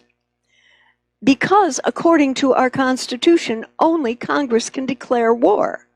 It has not done so in Yemen. Okay. And yes, the War Powers Act was developed to make sure that the executive would not unilaterally go ahead and haul off on someone, that Congress made that declaration. Now, I don't know what portion of his portfolio exists in weapon stocks, but I do know his net worth at least close. Now, Google, our friendly Google, has scrubbed the articles on this. Error messages right, left, upside down, and backwards. But there are always other places to go. Imagine my shock. Yeah, to find such facts. And apparently, and the story is from 2015, Senator Corker undervalued his wealth by millions. And the man is worth $18 million. And this is on a congressional senator's pay. So I have to hold my head and say, go figure. And Well, yeah. Almost all the members of Congress are wealthy way beyond their visible means. Oh, yeah, absolutely. And Senator Schatz, whose office I called last week to encourage him to vote for this bill, Senator, you owe me, sir, a phone call, please. Or have your alleged constituents with a point of view on this war different from that of your own become expendable and irrelevant in the state of Hawaii. Just checking. Well, funny story about Senator Schatz. Apparently he lives very close to us. Yeah. 2 Halloweens ago, during the height of the 2016 election, Halloween's a big deal for us. We always have candy and decorations out for the kids and everything. Lots of little ones. Lots of little ones. The neighborhood is filling up with little ones, which makes it a lot of fun. I was wearing my Hillary for Prison t-shirt, and Brian Schatz and his kids came along to get the candy, and Brian Schatz comes running up the walkway saying, "Hi, I'm Senator Schatz," and he holds his hands out. Then he finishes reading the shirt, and he turns runs. right around, and he runs Sprints. away. Oh, my goodness.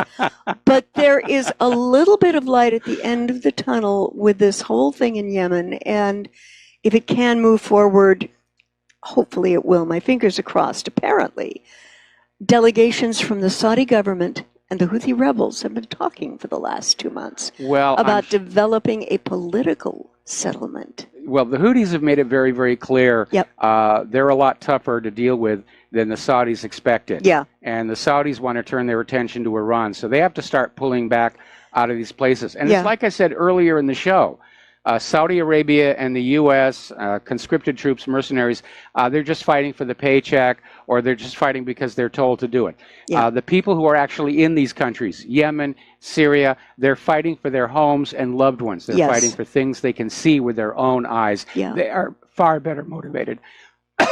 All right, we have to take a break for commercials. We'll be right back.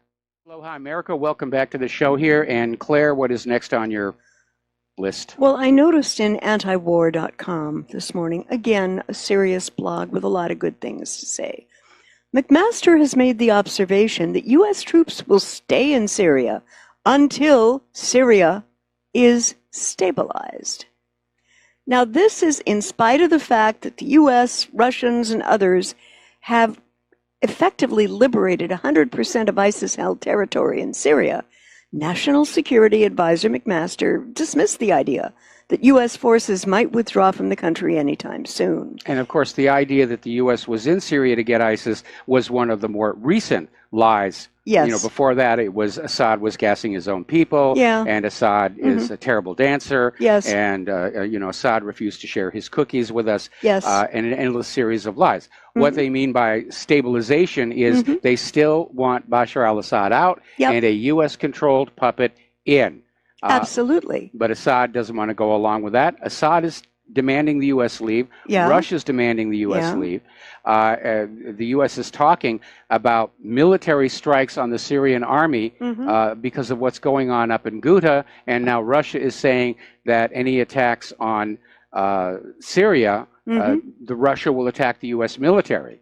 And again, they've come on out with this unproven claim that Assad was gassing his own people, even though Assad does not have the chemical weapons, but the U.S.-backed rebels do. In fact, some of those chemical weapon supplies are actually labeled with American companies where the stuff is coming from. But it looks like what the U.S. is planning on doing is setting off another one of these bogus gas attacks, at which point Donald Trump is going to launch another round of these million-per-shot cruise missiles into Syria. And then now they're talking about going right to Damascus and hitting the government quarter, a decapitation strike. And there are a lot of Russian personnel in that area. Mike, could you back up a second for me, honey? Who has been talking about this publicly? Where did you see it? The decap. The decap strike. That came out. That came through yesterday. Where the U.S. was saying that if there was another Assad provocation, that Donald Trump was considering an attack on the government quarter of Damascus. Oh boy. Which is, obviously where the government buildings are, and Assad is. And Assad has a rather nice house, high up on a hill, easy to see. That's a bad decision on his part. And the Russian has come back and said, if we feel our people are being threatened, we will attack the U.S. military. Now, the only weapons the U.S. has right now that stand a reasonable chance of being able to make it from the point of launch to Damascus are cruise missiles or ballistic missiles. Because if they cross into that part of Syria with regular military aviation, they will be met in force by Syrian and Russian military aviation, and then we're going to have that high altitude furball up in the sky. Yeah.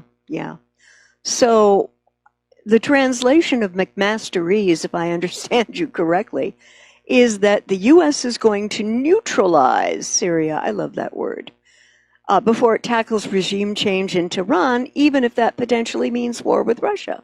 Well, that's where it's definitely going. And it's a dangerous game of brinksmanship. Putin doesn't want war, but I'm sure he's getting ready to fight one because he understands after Iran, it will be Russia. Yeah. It's very scary over there. And Mike, how long do you think that such an engagement may take to start?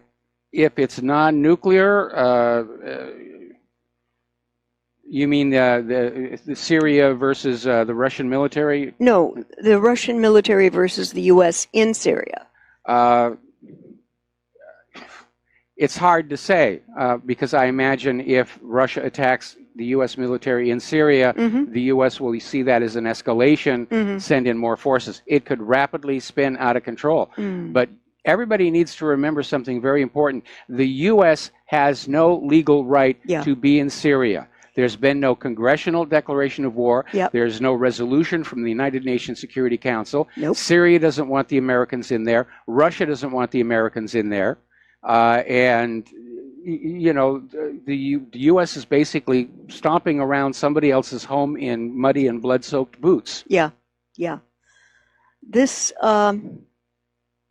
I do not see how we can win this. And on top of that, there is no way that the United States has the moral high ground here. Well, we don't have the moral high ground, but the Brookings Institute has already come on out and said that the U.S. has a plan B.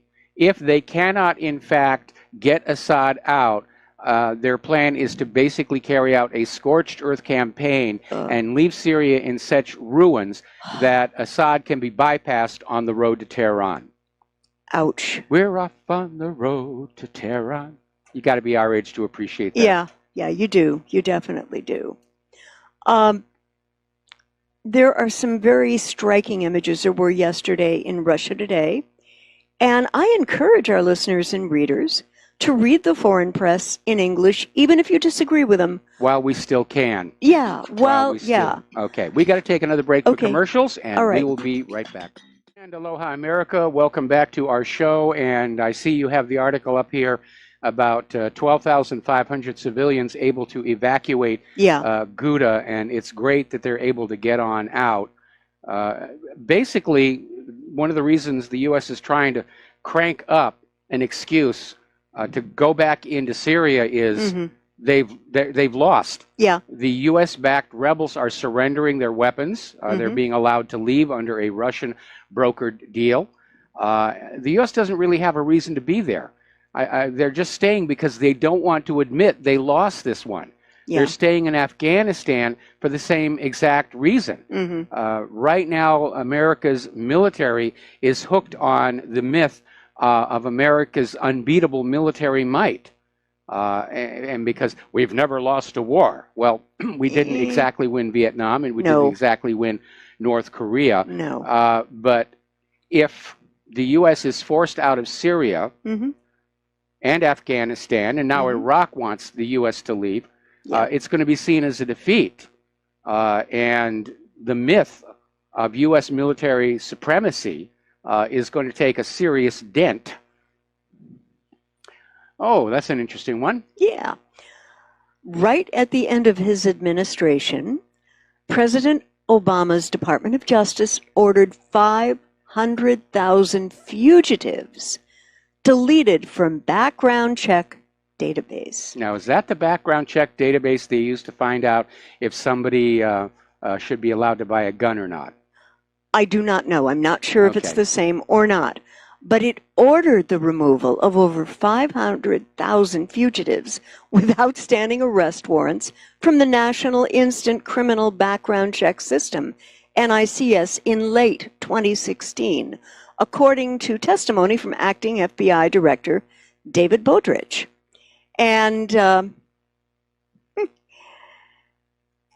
he set the figure, he confirmed in a November report that after Dianne Feinstein asked him if more than 500,000 names were dropped.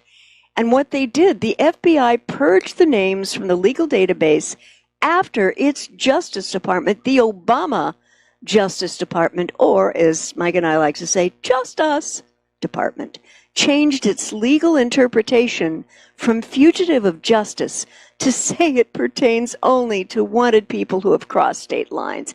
Abso-flipping-lutely unbelievable, Michael. Well, in principle, I understand what they're saying, because technically the FBI has jurisdiction for crimes that take place across state lines, where it passes out of the jurisdiction of the state authorities. But on the other hand, a fugitive is a fugitive, and I don't agree with them being taken off this NICS. No. Because if they are fugitives... they're going to offend again. They're going to hurt people. Yeah. Okay. And I have to tell you, this is one of the things about Obama.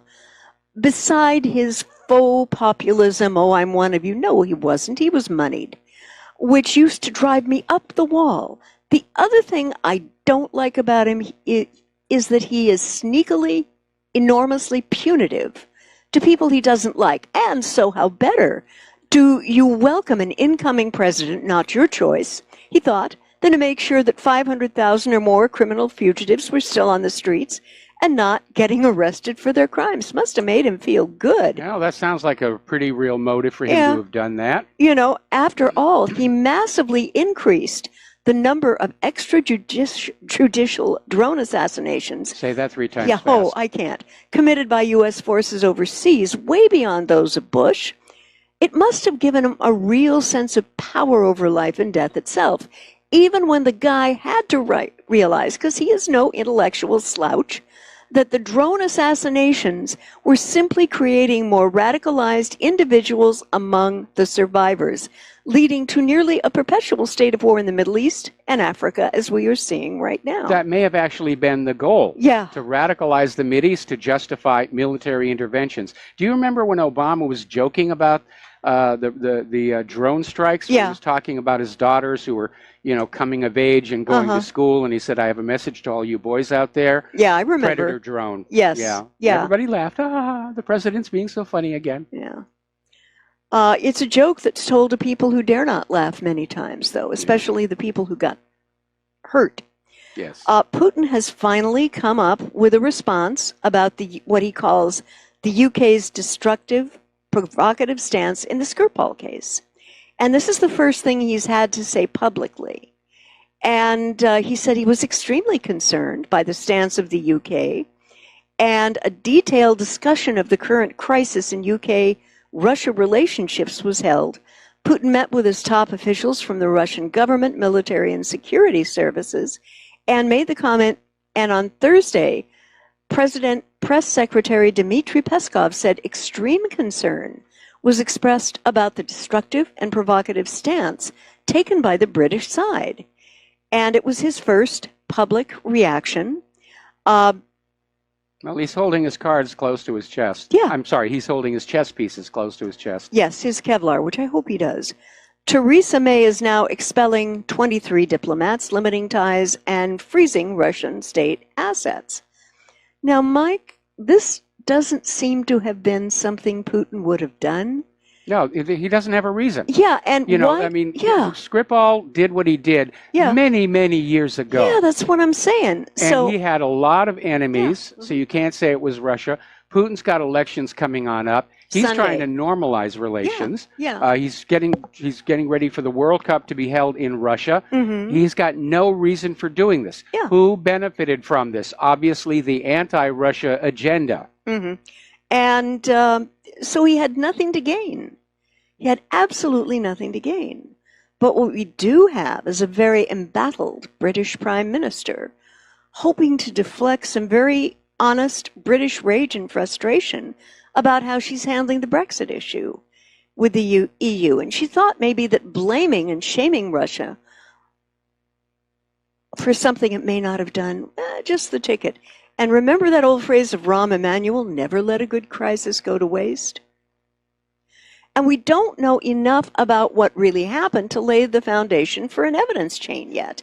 And that may only come about when Skripal and his daughter get conscious enough to give investigators a timeline of what happened right before they became ill.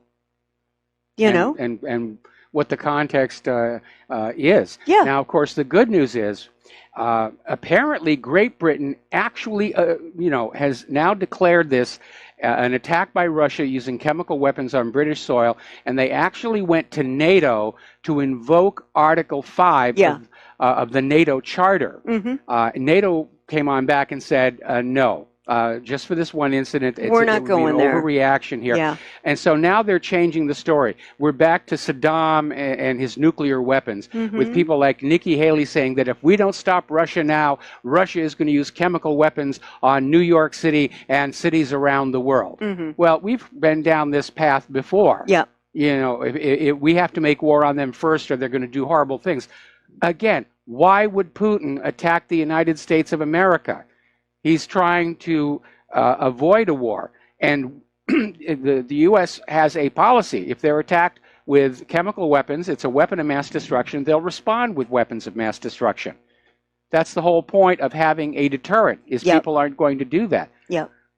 Folks, we're being set up for another false flag to get us into a major, major war that I am convinced the U.S. is going to lose. Right. And if it goes nuclear, everybody's going to lose. Yeah. And I wanted to bop back to Amazon because it was bragging about its influence over the election by promoting pages and hiding pages. Well, that's not the only thing they've been doing. Apparently, Amazon. I think that was Facebook that was bragging about hiding. But I did see this one. Yeah. Yes. Amazon is turning over a record amount of customer data to U.S. law enforcement. The company's fifth transparency report reveals more customer data was handed to U.S. law enforcement in the first half of last year than ever before.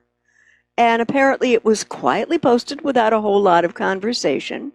The report indicated that it revealed 1,936 different requests between January and June of 2017, from the government. And it's really simple doing business with Amazon. Just consider it a fourth intelligence arm of the U.S. government in its disclosures to them, and that should govern your buying habits and decisions in using them. Well, I'm wondering just what it is that the police think they're going to find in Amazon data. This guy bought a book. This lady bought a ring. Jewelry. Somebody bought a DVD. I mean, and it's amazing. They're digging at law-abiding citizens like crazy. At the same time, they're taking wanted fugitives off the National Instant Check system. Putting them back on the streets. Hello. It's like we have become the enemy of the government. When you go to get a driver's license, you got to show all kinds of ID, birth certificate, passport, all the rest of it. And yet the illegal immigrants are being just flooding across the border. They're being given driver's licenses in places like California. They're not having to prove their citizenship. Nope. So when did we become the targets and the bad guys? That's what I want to know. When the government felt, and I think this happened during the Clinton administration, they could no longer completely control the narrative. Maybe.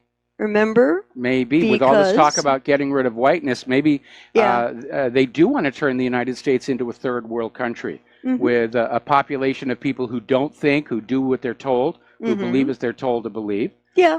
And they want to get rid of this pesky population of people who can actually think. That's dangerous. Yes. Yes. Clever So- sheep. Yeah. Again, you have to be our age to get that reference. Yeah. But yeah, it may be that the government has become so afraid of the awakened American people that they want to just replace us, get rid of us. Yeah. And in a parallel article, which I thought was funny as all heck, apparently hotel and motel staff are ordered by the U.S. government to spy on how much you drink and how you dress. Now, this has happened since at least 2016. Hotel and motel staff have been spying on guests and notifying law enforcement of anyone who dresses inappropriately for their age and or has lower quality clothing, whatever that means. Halt in the name of the law. Yes. Those shoes don't go with that shirt. Right. Fashion police. Unfortunately, asking for extra towels or having lots of alcohol in your room is only the tip of the iceberg. Hotel and motel staff will contact police almost about anything. Now, it's interesting to me in the last year how the former hospitality industry has been turned into the spy-spitality business, courtesy of the DHS. Now, folks, I turned 69 this May, and we had a wonderful late friend who had an expression of speech for a friend of theirs that she travels about as well as an egg. I'm sort of getting on that way, but... So's Hillary. Oh, I'm almost sorry. Almost. Almost sorry for her unfortunate situations.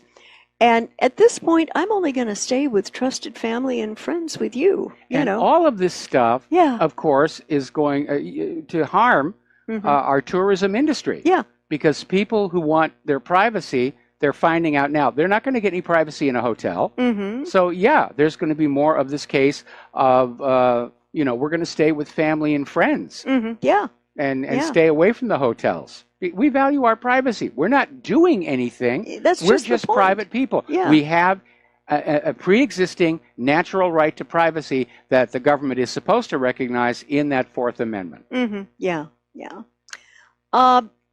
I would like to go back to the accusations that have been made against Russia and hacking the grid or worm their way into computers in the system.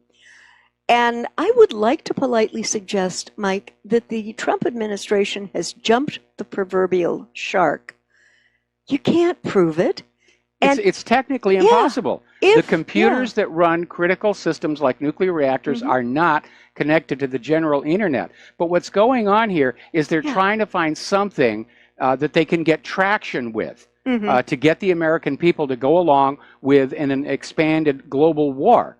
This is just an updated version of Saddam has nuclear weapons. Yeah. This version is Putin is going to blow up our nuclear reactors. Yeah. And again, why would Putin do that? Putin doesn't want the war. The U.S. wants the war. Yeah. Well, not the U.S. people, the U.S. government. Well, the U.S. government wants the war here. But the reason they're trying all this stuff, Nikki Haley and the chemical weapons, and the Trump administration, Russian hacking, and so forth, is they're not getting the traction with the American people. No, they're not. The American people aren't believing what the government is saying any longer. Yeah.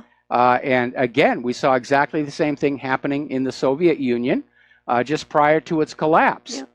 Yeah. And so they're just going to keep trying one thing after the other after the other. Putin's going to melt down our nuclear reactors. Putin is going to destroy Disneyland. Putin is going to repaint the lines really narrow in the parking lots.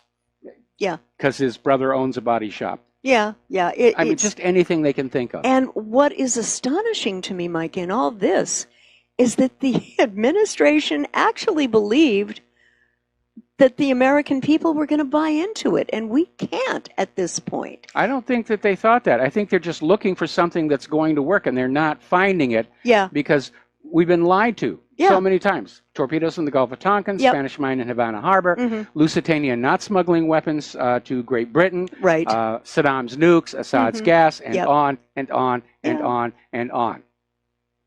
It's a mess, and I can't believe they thought that it was going to be successful, because it won't be.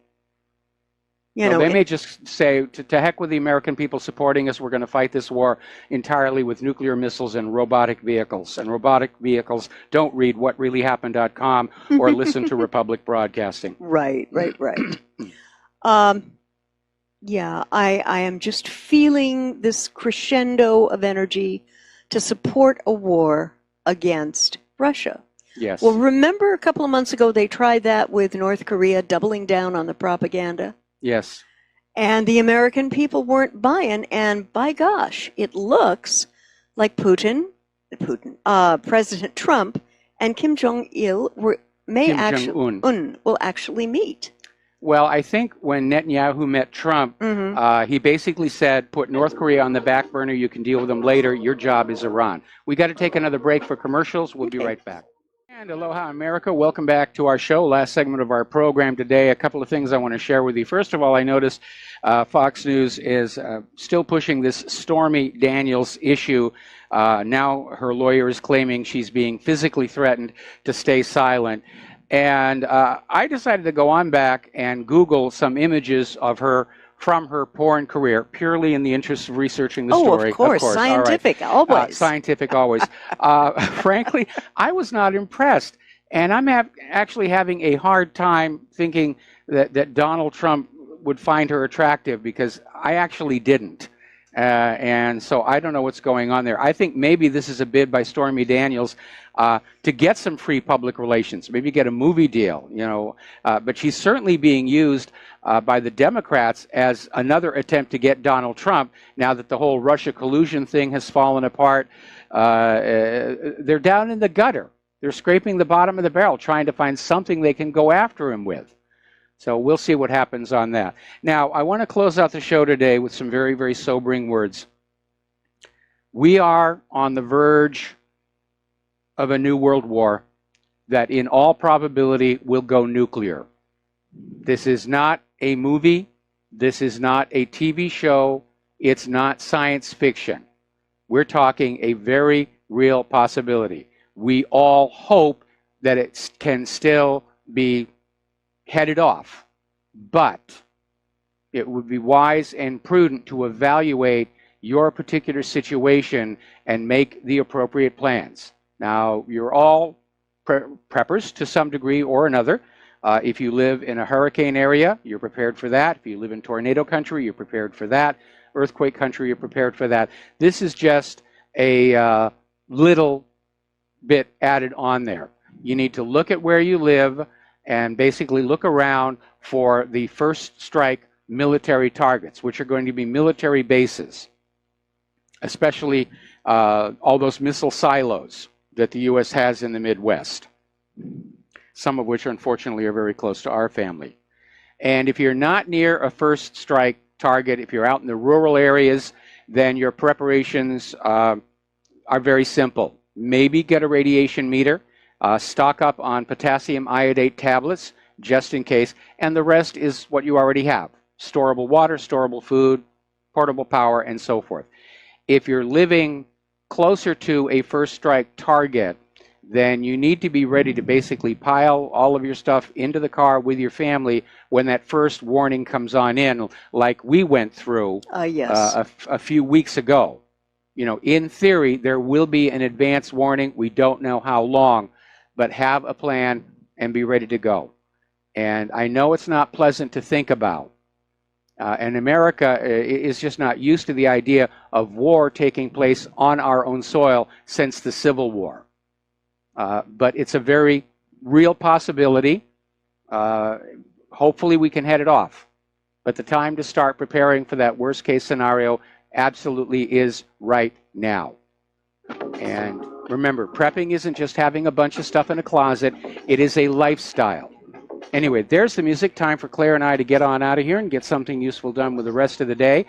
And please stay tuned for John Stedmiller. He's got lots of interesting things to share with you. And please take everything that you learn here and share it with everyone you know. Remember what Steve said? Keep RBN alive, tell 5, and then get those 5 to tell 5. And we can bypass all the censorship of the corporate social media. We'll be back on Monday. Aloha, America.